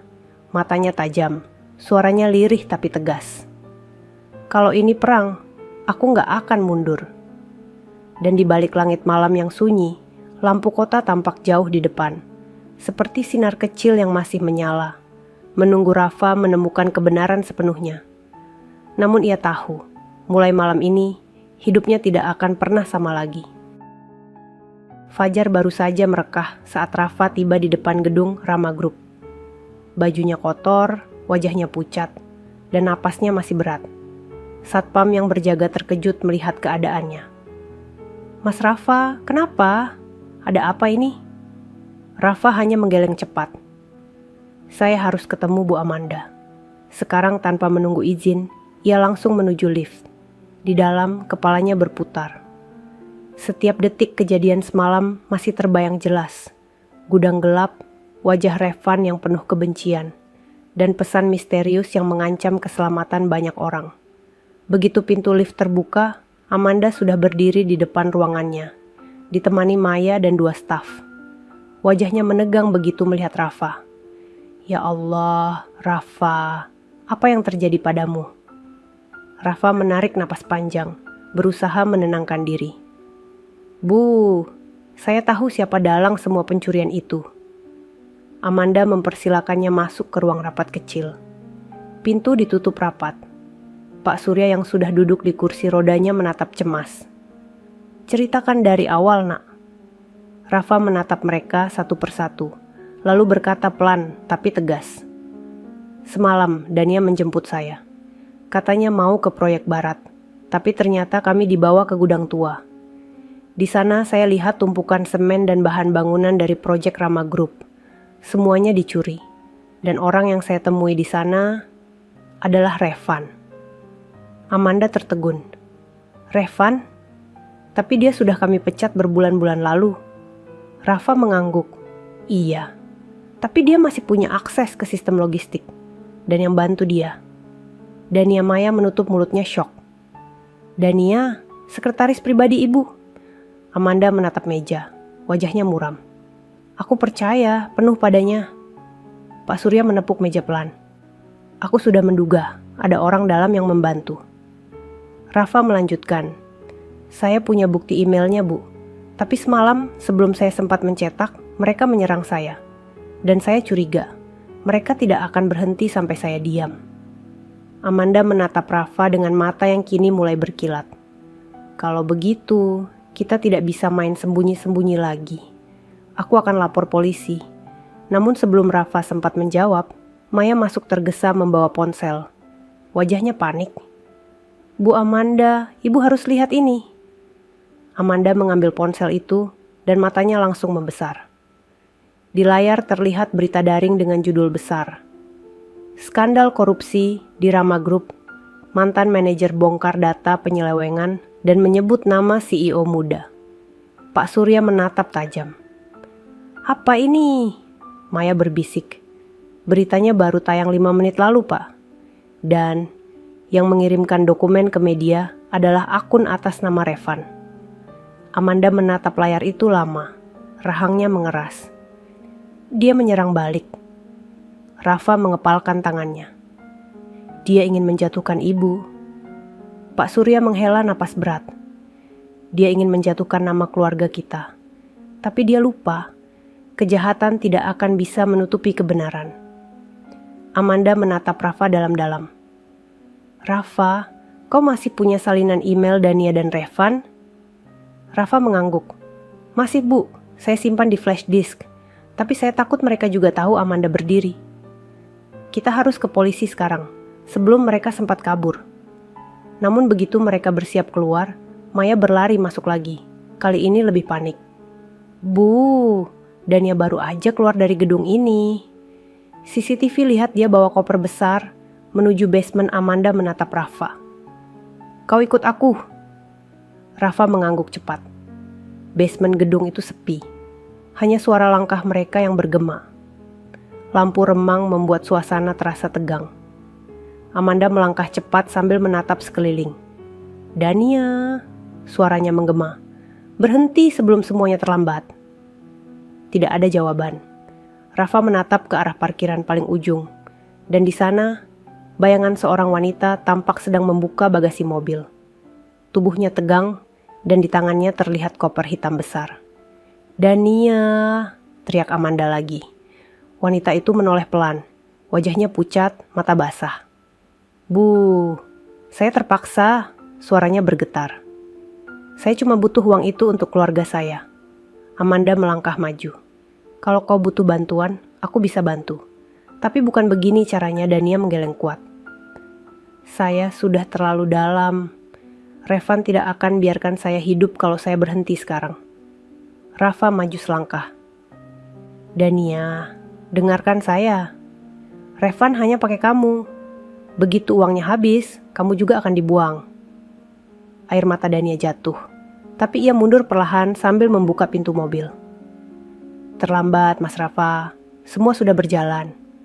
Namun sebelum ia sempat masuk ke mobil, suara keras menggema dari arah pintu masuk basement. Dania, jangan bergerak. Beberapa petugas kepolisian muncul, lengkap dengan senjata. Maya ternyata sudah menelepon polisi diam-diam.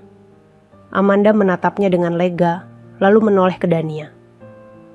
Selesai sudah. Dania menutup wajahnya, menangis. Polisi langsung mengamankan koper dan memeriksa isinya. Tumpukan uang tunai, dokumen palsu, dan bukti transaksi. Rafa berdiri di samping Amanda, menatap pemandangan itu dengan campuran lega dan sedih. Ia tidak senang melihat orang lain jatuh, tapi ia tahu kebenaran memang harus dibuka. Ketika polisi membawa Dania keluar, wanita itu sempat menatap Rafa. Maaf, Mas. Saya dulu sempat menertawakanmu, tapi ternyata cuman kamu yang benar-benar jujur di antara kami. Rafa tidak berkata apapun. Ia hanya menunduk, memberi salam hormat kecil. Sore harinya, berita baru muncul di televisi. Judulnya berbeda kini. Rama Group bersih dari tuduhan. Dalang penyelewengan ditangkap Amanda menonton dari ruang kerjanya. Di sebelahnya, Pak Surya tersenyum haru, dan Rafa berdiri dengan wajah tenang. Aku tak akan pernah lupa hari ini, kata Amanda pelan. Kalau bukan karena kamu, mungkin semua ini sudah hancur. Rafa menatapnya sopan. Saya cuma melakukan apa yang benar, Bu. Pak Surya tertawa kecil. Dan itulah kenapa kamu dibutuhkan di sini. Amanda menatapnya lama, matanya lembut tapi kuat. Rafa, mulai hari ini, kamu bukan hanya pengawas lapangan. Aku ingin kamu jadi kepala operasional seluruh proyek. Rafa terdiam. Suaranya bergetar. Bu, saya tidak pantas. Amanda menggeleng. Kau pantas, karena aku butuh seseorang yang bisa menjaga kebenaran, bukan hanya angka. Rafa menunduk dalam, lalu berkata lirih, terima kasih, Bu. Saya janji akan jaga kepercayaan ini. Di luar jendela, matahari sore perlahan tenggelam di balik gedung-gedung tinggi. Dan untuk pertama kalinya sejak malam memalukan di acara makan-makan itu, Rafa benar-benar merasa bebas. Bukan hanya dari hinaan, tapi juga dari rasa kecil yang dulu melekat di dirinya. Namun di balik langit sore yang tenang itu, sesuatu yang belum selesai masih bersembunyi. Karena jauh di tempat lain, seseorang sedang menatap layar berita sambil tersenyum sinis.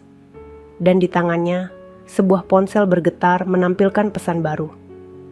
Rafa sudah tahu semua. Waktunya kita mulai tahap kedua.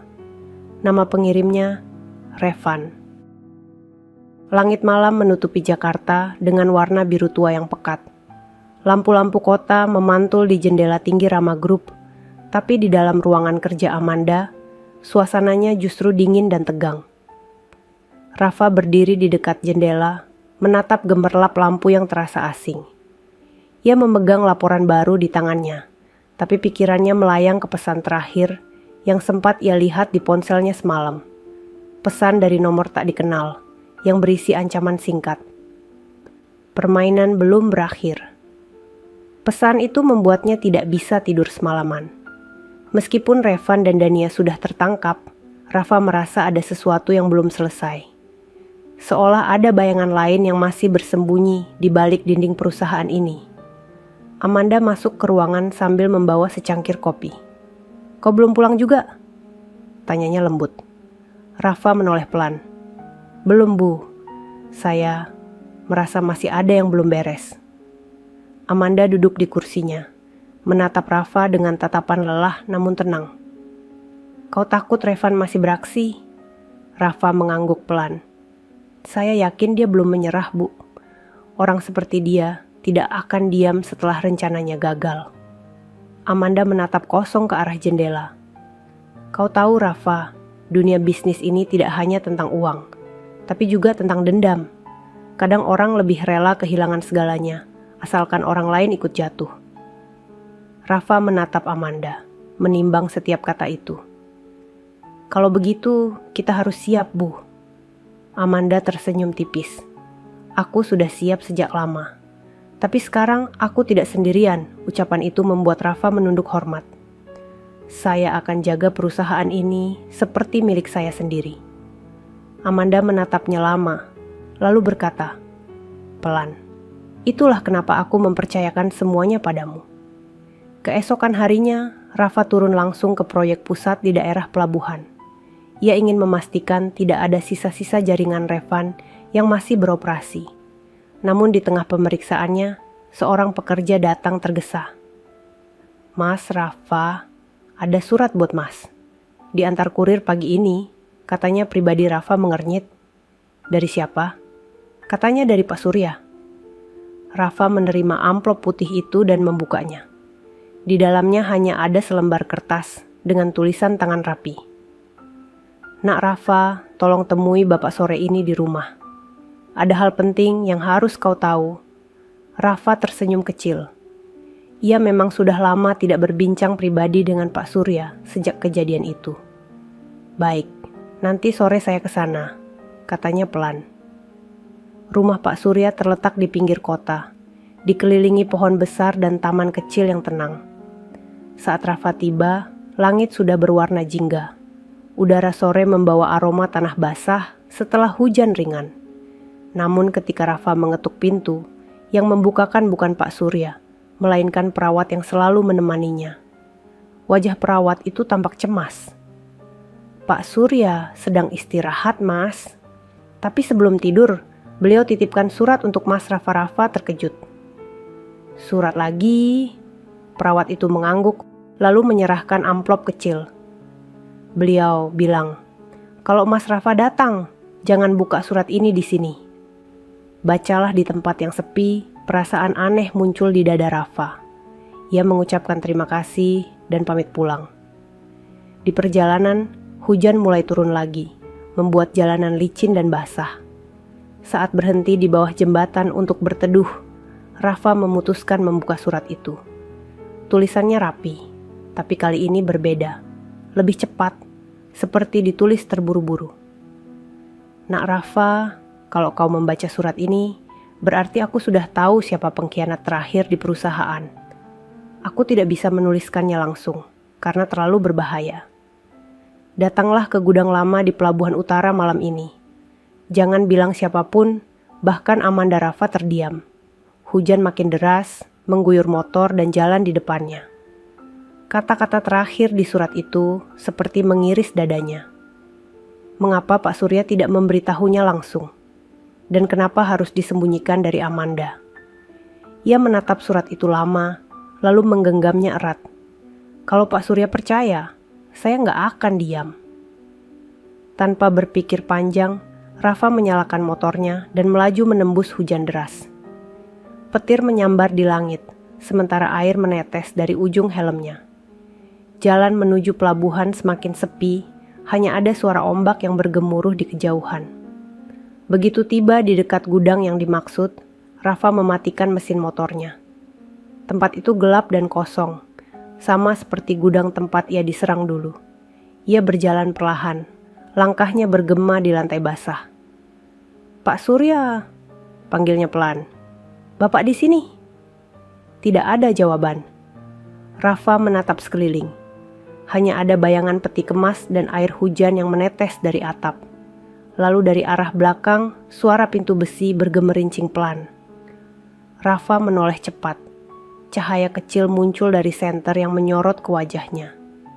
Seseorang berdiri di balik cahaya itu, dan suara yang keluar membuat jantungnya berhenti berdetak sejenak. "Sudah lama, Rafa." Rafa menatap tajam. Suara itu ia kenal. "Revan," gumamnya pelan. Pria itu melangkah maju. Wajahnya tampak lebih kurus, tapi senyum sinisnya tetap sama. "Kau pikir aku akan semudah itu menyerah?" Rafa memundurkan langkah. "Di mana Pak Surya?" Revan tertawa kecil. "Kau datang ke sini karena surat itu kan?" "Surat yang seolah-olah dari Pak Surya?" Rafa menatapnya kaget. "Jadi, itu jebakan?" "Bukan jebakan, Rafa," jawab Revan pelan. "Itu undangan." Untuk akhir permainan kita, Rafa mengepalkan tangannya. "Apa maumu?" Revan mendekat perlahan, matanya berkilat. "Aku cuma mau satu hal," balas dendam, suara petir menggema di langit. Di belakang Revan muncul dua bayangan lain, pria-pria yang sama yang dulu mengejar Rafa di malam gelap itu. Dan Rafa tahu, malam ini akan menjadi malam paling panjang dalam hidupnya. Hujan semakin deras, menimpa atap seng gudang tua itu dengan suara seperti ribuan peluru kecil.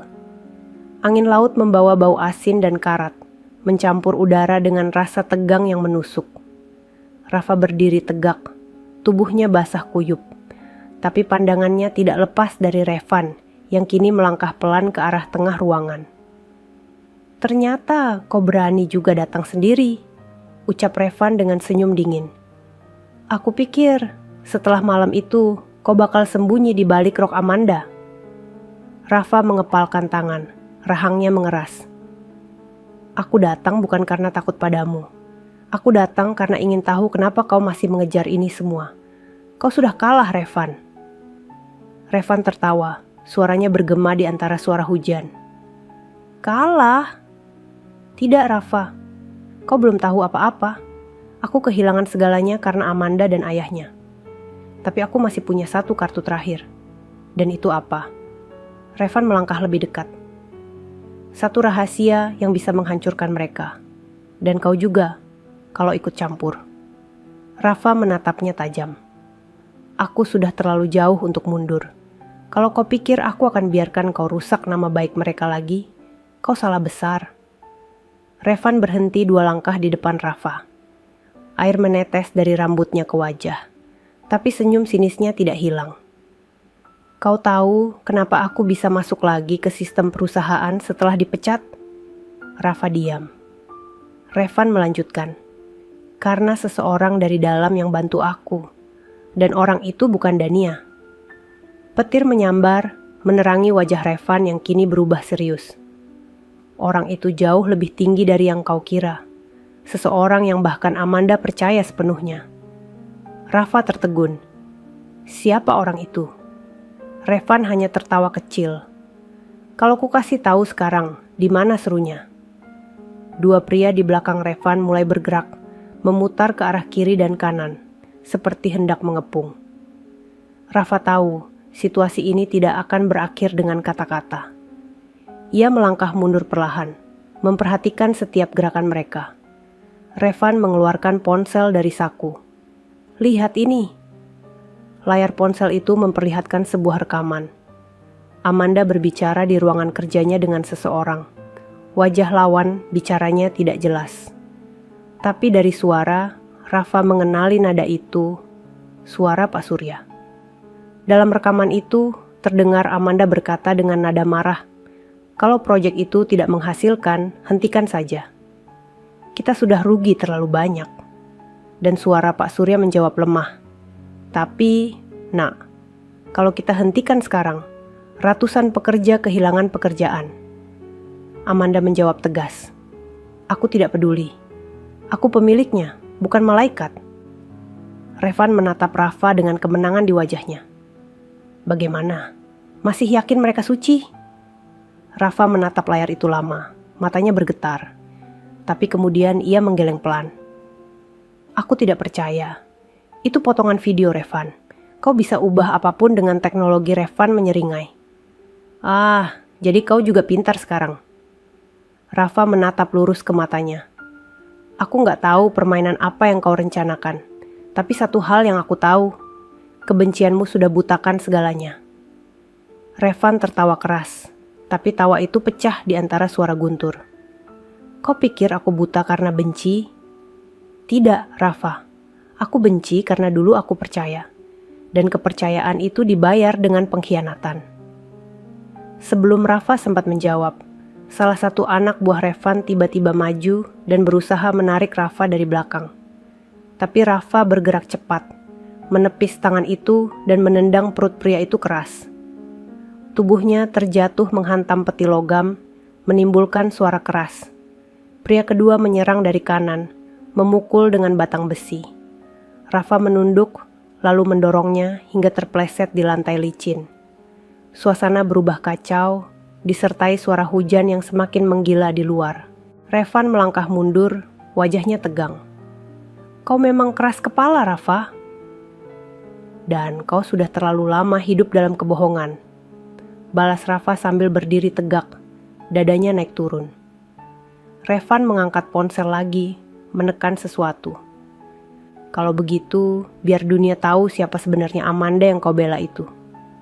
Rafa menatap layar ponsel itu dengan kaget. Di sana, Revan sedang menyiarkan rekaman itu langsung ke media sosial. Kau gila, Revan tertawa. Tidak, aku realistis. Rafa berlari dan merebut ponsel itu. Mereka berebut di lantai basah, tubuh keduanya saling mendorong, suara logam dan hujan berpadu keras. Revan sempat menendang dada Rafa, membuatnya terjatuh. Tapi Rafa kembali bangkit, matanya menyala. Ia melompat ke depan, meraih tangan Revan dan menekannya ke tanah. Dalam satu gerakan cepat, ia berhasil merampas ponsel itu dan melemparkannya ke genangan air. Layar ponsel berkedip sebentar, lalu padam.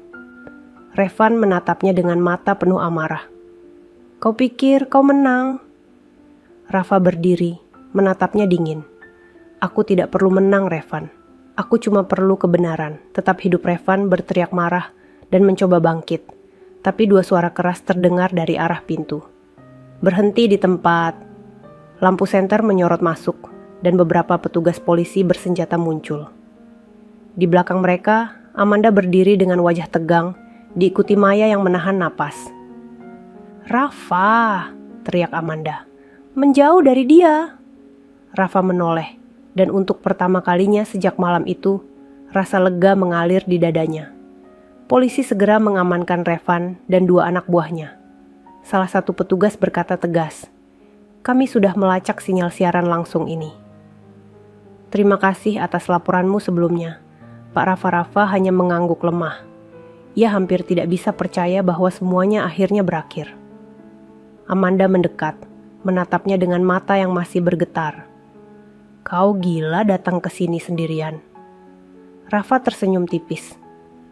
"Kalau saya nggak datang, mungkin saya nggak akan tahu siapa yang sebenarnya kita lawan." Amanda memandangi Revan yang kini diborgol dan dibawa keluar. Hujan masih turun deras, tapi wajahnya tidak lagi menunjukkan ketakutan, melainkan ketegasan yang baru. "Terima kasih, Rafa. Sekali lagi kau selamatkan kami." Rafa menunduk. "Saya cuma ingin semua yang jujur bisa tenang lagi, Bu." Petugas membawa Revan melewati mereka. Pria itu sempat menoleh, menatap Rafa dengan tatapan penuh dendam. "Kau pikir ini akhirku, Rafa? Dunia ini nggak sesederhana benar dan salah." Rafa menatap balik. "Benar, tapi selama masih ada yang berani jujur, dunia ini nggak akan sepenuhnya gelap." Malam itu, setelah semua selesai, Rafa berdiri di bawah hujan di pelabuhan yang sepi. Lampu kuning redup memantul di air yang bergelombang kecil. Ia memejamkan mata, membiarkan hujan membasahi seluruh tubuhnya. Dalam hati, ia tahu, badai yang datang dalam hidupnya bukan untuk menjatuhkannya, tapi untuk membersihkan jalan yang akan ia tapaki berikutnya. Dan di balik langit yang suram, perlahan sinar biru mulai muncul di ufuk timur. Fajar baru akan datang. Namun Rafa tahu, fajar itu bukan hanya miliknya, tapi juga milik setiap orang yang berani melawan kegelapan dengan hati bersih. 3 hari telah berlalu sejak kejadian di Pelabuhan Utara. Meski semua sudah reda, jejak peristiwa itu masih terasa di setiap sudut Rama Group. Media menulis berita besar tentang keberanian seorang mantan tukang ojek yang berhasil membongkar korupsi dan menyelamatkan perusahaan. Nama Rafa tersebar di mana-mana, menjadi simbol kejujuran yang langka di dunia kerja modern. Namun bagi Rafa, semua itu bukan kebanggaan. Ia justru merasa tenang, bukan karena diberitakan, melainkan karena akhirnya kebenaran menang. Ia duduk di taman belakang kantor pagi itu, menikmati udara segar sambil menatap langit yang mulai cerah. "Masih belum terbiasa dipanggil pahlawan ya?" Suara Amanda datang dari belakang. Rafa menoleh pelan dan tersenyum. "Saya bukan pahlawan, Bu. Saya cuma orang yang kebetulan nggak bisa diam waktu lihat yang salah." Amanda duduk di sampingnya. Rambutnya dibiarkan terurai hari ini, wajahnya lebih tenang dari sebelumnya. Tapi di zaman sekarang, orang yang nggak bisa diam saat melihat salah justru yang paling langka. Rafa menunduk, menatap kedua tangannya. "Saya cuma takut, Bu. Kalau semua orang mulai terbiasa sama kejahatan, siapa yang bakal ngelawan?" Amanda menatapnya lama, lalu berkata pelan, "Kau tahu, Rafa, kadang aku merasa perusahaan ini baru benar-benar hidup sejak kau datang." Rafa menggeleng cepat. "Jangan bilang begitu, Bu. Saya cuma nyumbang sedikit. Yang besar tetap Ibu dan Pak Surya." Amanda tersenyum kecil. Ayah senang sekali waktu tahu semuanya sudah selesai. Tapi beliau juga sedih, karena merasa tak bisa mengenal Revan lebih cepat sebelum dia berubah begitu jauh. Rafa mengangguk. "Saya ngerti, Bu. Kadang orang enggak lahir jahat, cuma salah jalan. Mereka terdiam sejenak. Angin berhembus pelan, membawa aroma tanah basah dan suara burung dari taman kecil di sudut gedung. Menjelang siang, Rafa dipanggil ke ruang rapat utama. Saat ia masuk, semua pegawai sudah berkumpul. Di depan ruangan, Pak Surya duduk di kursi rodanya, didampingi Amanda. Begitu Rafa melangkah, semua orang berdiri dan bertepuk tangan. Rafa terkejut. Apa ini? Amanda berdiri. Hari ini bukan rapat biasa, Rafa. Ini hari di mana perusahaan secara resmi ingin berterima kasih padamu. Pak Surya tersenyum hangat. Nak, sejak hari pertama kau datang dengan jaket lusuh dan wajah berdebu, kau sudah memberi pelajaran untuk semua orang di sini, bahwa rendah hati lebih kuat dari 1000 gelar, dan kejujuran lebih berharga dari 1000 kata manis. Suara tepuk tangan kembali terdengar. Kali ini lebih lama. Rafa menunduk, pipinya memanas. Pak, Bu, saya nggak tahu harus ngomong apa. Saya cuma ngelakuin apa yang seharusnya. Amanda melangkah mendekat, lalu menyerahkan sebuah kotak kecil berwarna hitam. Ini simbol rasa terima kasih kami. Rafa membuka kotak itu pelan.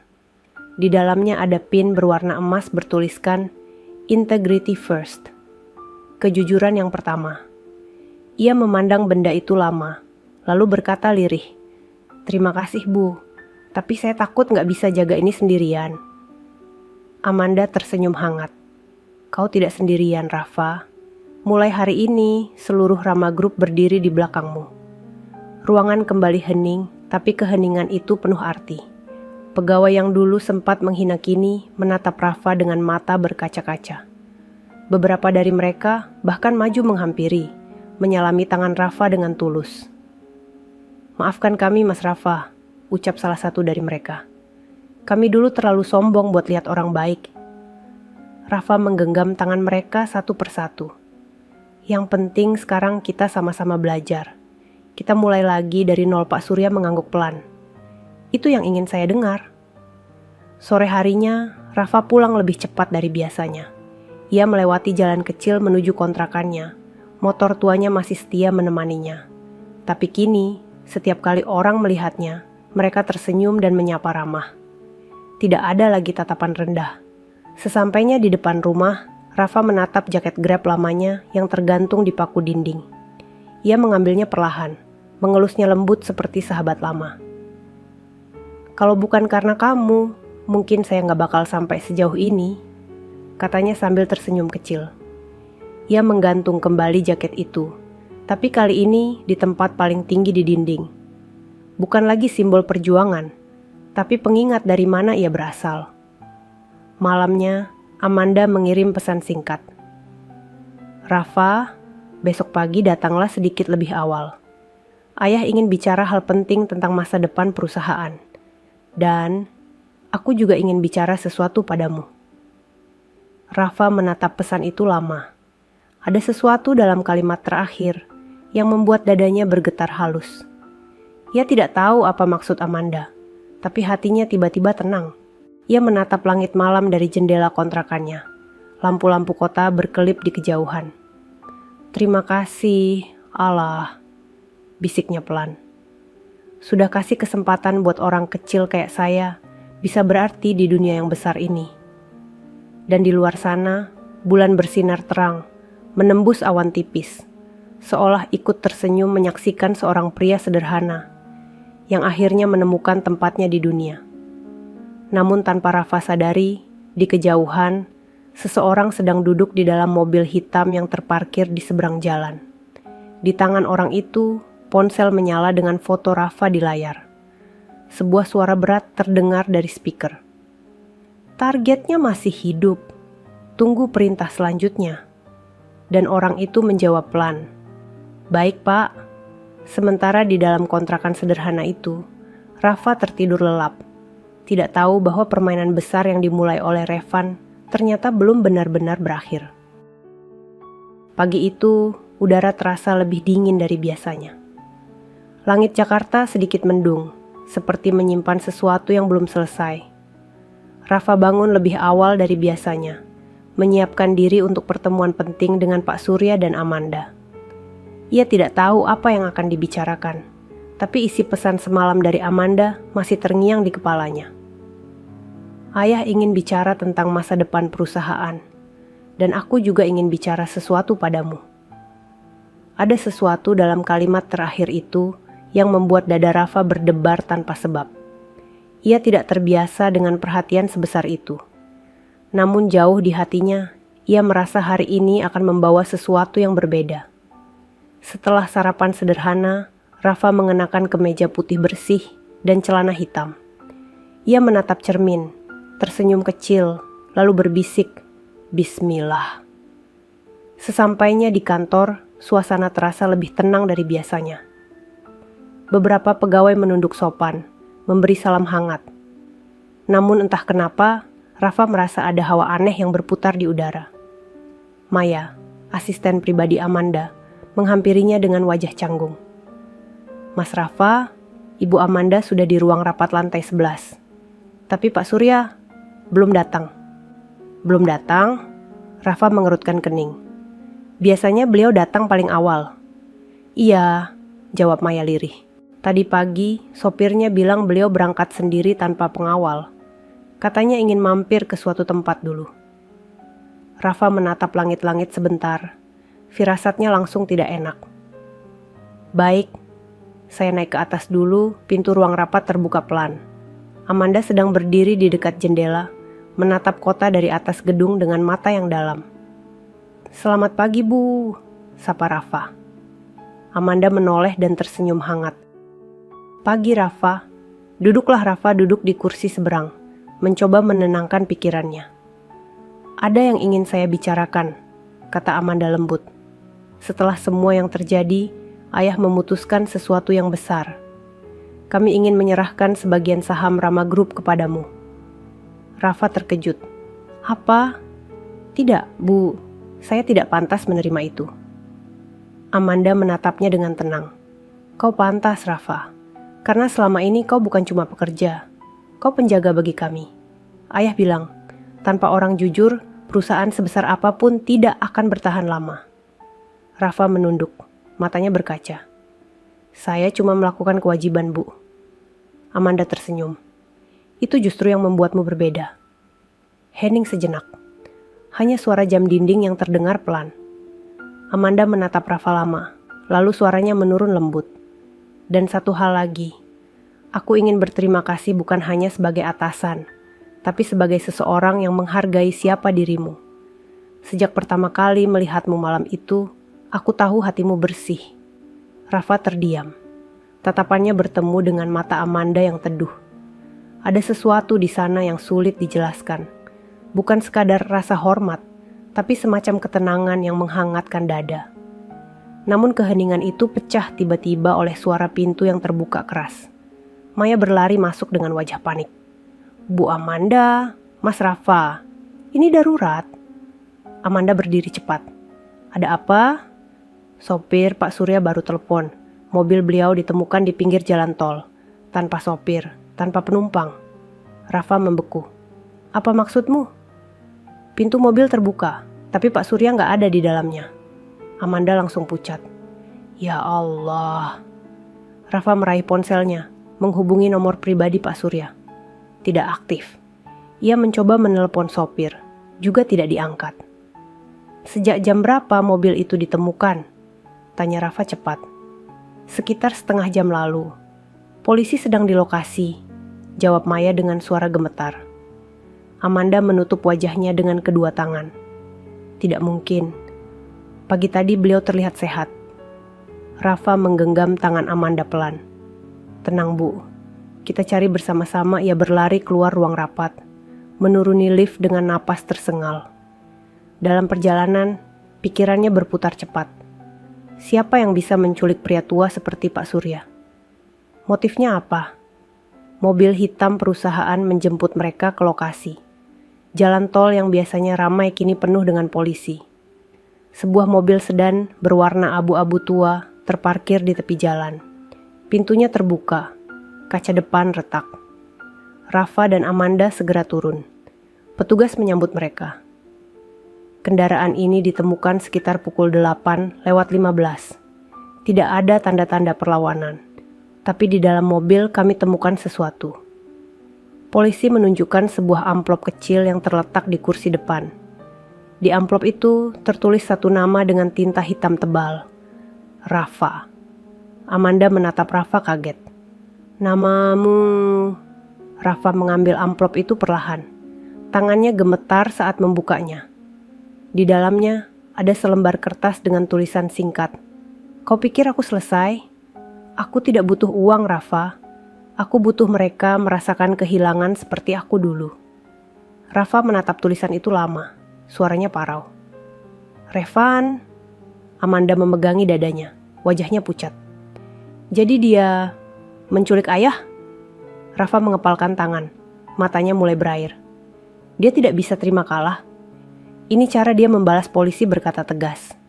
"Kami akan mulai pencarian malam ini. Kami butuh semua informasi tentang orang bernama Revan Amanda." Hanya bisa mengangguk lemah. Rafa menatap ke arah jalan yang basah.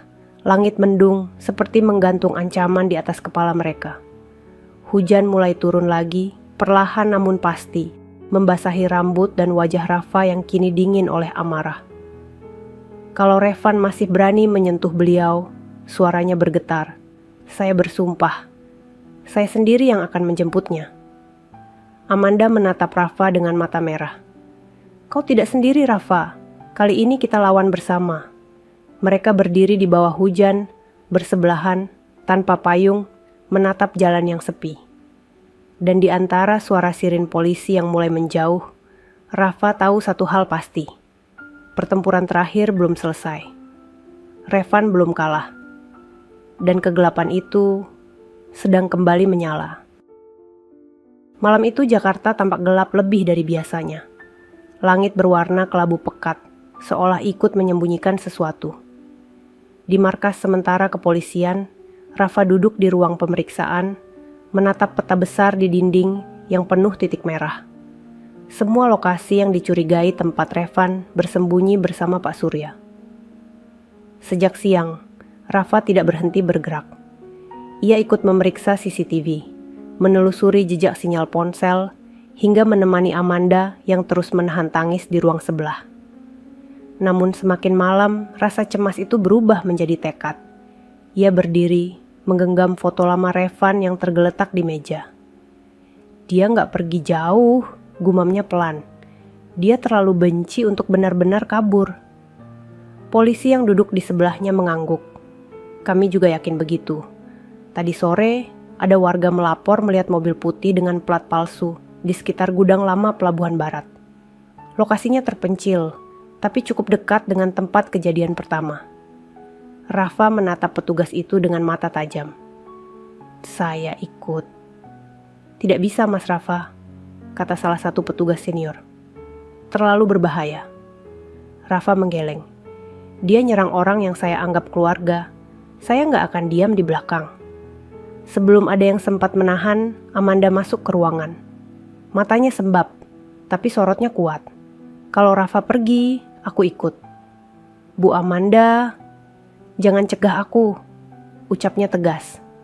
"Ayah adalah satu-satunya alasan aku bertahan sampai hari ini. Aku nggak akan tinggal diam." Polisi akhirnya mengalah.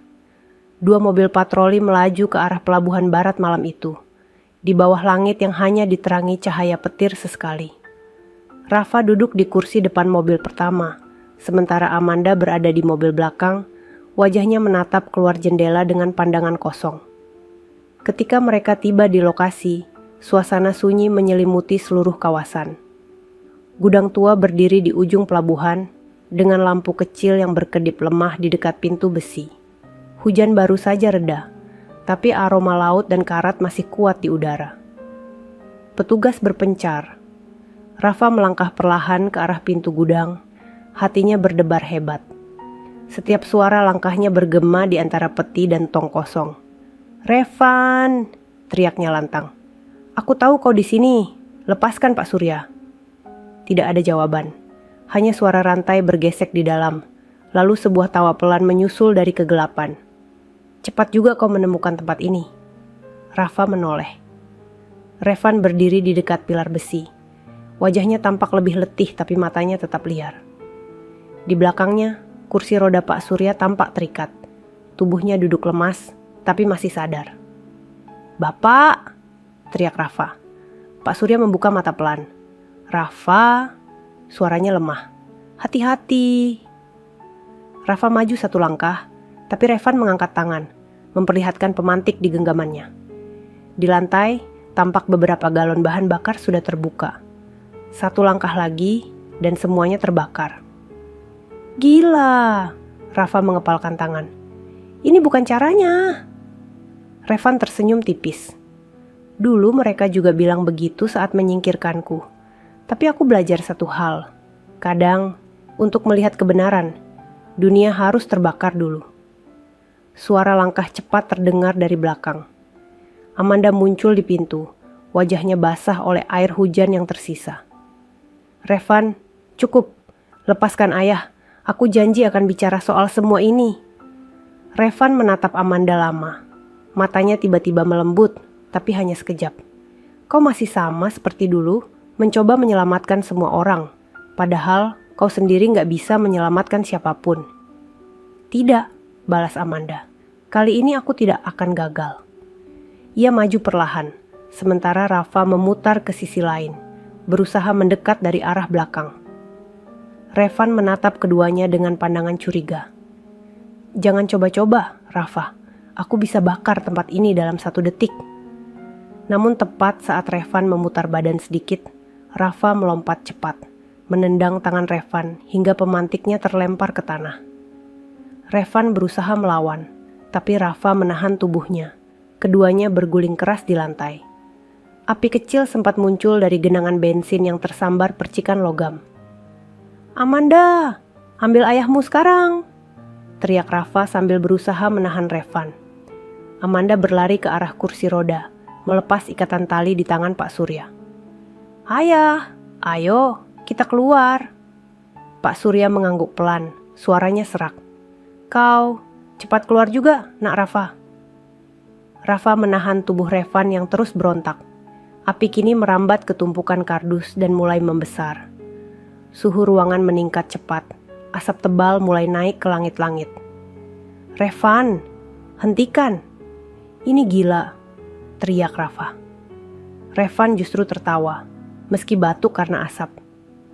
"Kau pikir aku takut mati? Ini cara terbaik buat ngakhirin semuanya." Namun tiba-tiba, salah satu tiang besi di atas retak karena panas dan roboh ke arah mereka. Rafa refleks mendorong tubuh Revan menjauh, tapi pecahan besi panas menggores lengan kirinya. Ia menahan sakit, menarik napas tajam. Amanda berhasil membawa ayahnya keluar, berteriak dari luar. "Rafa, cepat keluar, api makin besar." Rafa mencoba berdiri. Revan masih berusaha merangkak, tapi kakinya terjepit batang kayu yang terbakar. Ia menatap Rafa dengan mata putus asa. "Pergi saja, biarkan aku di sini." Rafa menatapnya sebentar. Hatinya bergejolak. Ia tahu Revan telah menghancurkan banyak hal, tapi meninggalkan seseorang terbakar hidup-hidup bukan pilihan yang bisa ia ambil. Ia menarik Revan dengan tenaga tersisa. "Aku gak sekejam itu." Keduanya keluar dari pintu samping tepat saat sebagian atap gudang runtuh. Api menjilat ke langit, menerangi pelabuhan dengan cahaya oranye menyala. Polisi segera berlari menghampiri. 2 petugas menolong Pak Surya dan Amanda menjauh, sementara tim lain memadamkan api. Rafa terjatuh ke tanah. Napasnya terengah. Revan ditangkap lagi oleh petugas. Tubuhnya lemah, tapi masih sadar. Amanda berlari ke Rafa, berlutut di sampingnya. "Ya Allah Rafa, kau luka." Rafa tersenyum kecil. "Nggak apa Bu, yang penting Bapak selamat Pak Surya." Meski lemah, menatap Rafa dengan mata basah. "Nak, kau sudah seperti anakku sendiri." Rafa menunduk. "Saya cuma melakukan yang benar Pak." Api di gudang perlahan padam. Asap hitam naik tinggi ke udara, menandai berakhirnya bab gelap yang selama ini menghantui mereka. Beberapa hari kemudian, berita di televisi menayangkan kebakaran itu. Revan dinyatakan selamat, tapi mengalami luka bakar. dan polisi menutup kasus dengan pernyataan resmi. Rama Group resmi bersih dari seluruh tuduhan. Di sebuah taman kecil dekat kantor, Rafa duduk bersama Pak Surya yang kini mulai pulih. Amanda datang membawa 2 cangkir kopi hangat. Untuk 2 orang paling keras kepala yang pernah aku kenal, katanya sambil tersenyum. Rafa tertawa kecil. Kalau bukan karena keras kepala, mungkin semua ini gak selesai. Pak Surya menatap langit sore yang mulai jingga. Kalian berdua sudah melakukan hal luar biasa. Tapi ingat, perjuangan belum selesai. Dunia ini selalu butuh orang jujur seperti kalian. Rafa menatap Amanda, lalu menatap langit. Saya janji, Pak. Saya bakal terus jaga apa yang sudah kita bangun. Amanda menatap Rafa dalam-dalam, lalu berkata pelan, dan aku akan pastikan orang seperti kamu gak akan pernah jalan sendirian lagi. Mata mereka bertemu dalam diam yang hangat. Angin sore meniup lembut dedaunan pohon. Dari kejauhan, suara azan maghrib terdengar memecah langit jingga. Rafa menatap ufuk barat yang perlahan berubah gelap. Dalam hatinya ia tahu, perjalanan panjangnya akhirnya menemukan akhir yang tenang. Bukan kemenangan yang ia dapat, tapi ketenangan. Sesuatu yang lebih berharga dari semua tepuk tangan dan pujian dunia. Ia menarik napas dalam-dalam dan berbisik lirih. Terima kasih, Allah, sudah menuntun langkah saya sampai sejauh ini. Di atas sana, awan yang sempat hitam kini berubah oranye keemasan. Dan untuk pertama kalinya setelah sekian lama, Rafa tersenyum tanpa beban, menatap fajar yang datang bukan dari timur, tapi dari dalam hatinya sendiri. Tamat. Sahabat semuanya, ceritanya telah selesai. Terima kasih sudah menyimak cerita tadi hingga selesai. Semoga cerita tadi bisa memberikan banyak pelajaran kepada kita semua. Sebelum kami akhiri video ini, jika kalian berkenan dan menyukai cerita seperti ini, jangan lupa klik suka, tinggalkan komentar, bagikan cerita ini kepada sahabat kalian, dan pastikan subscribe channel Sudut Hikmah, agar kalian bisa selalu menonton cerita-cerita terbaru dan inspiratif dari channel kami. Terima kasih. Wassalamualaikum warahmatullahi wabarakatuh.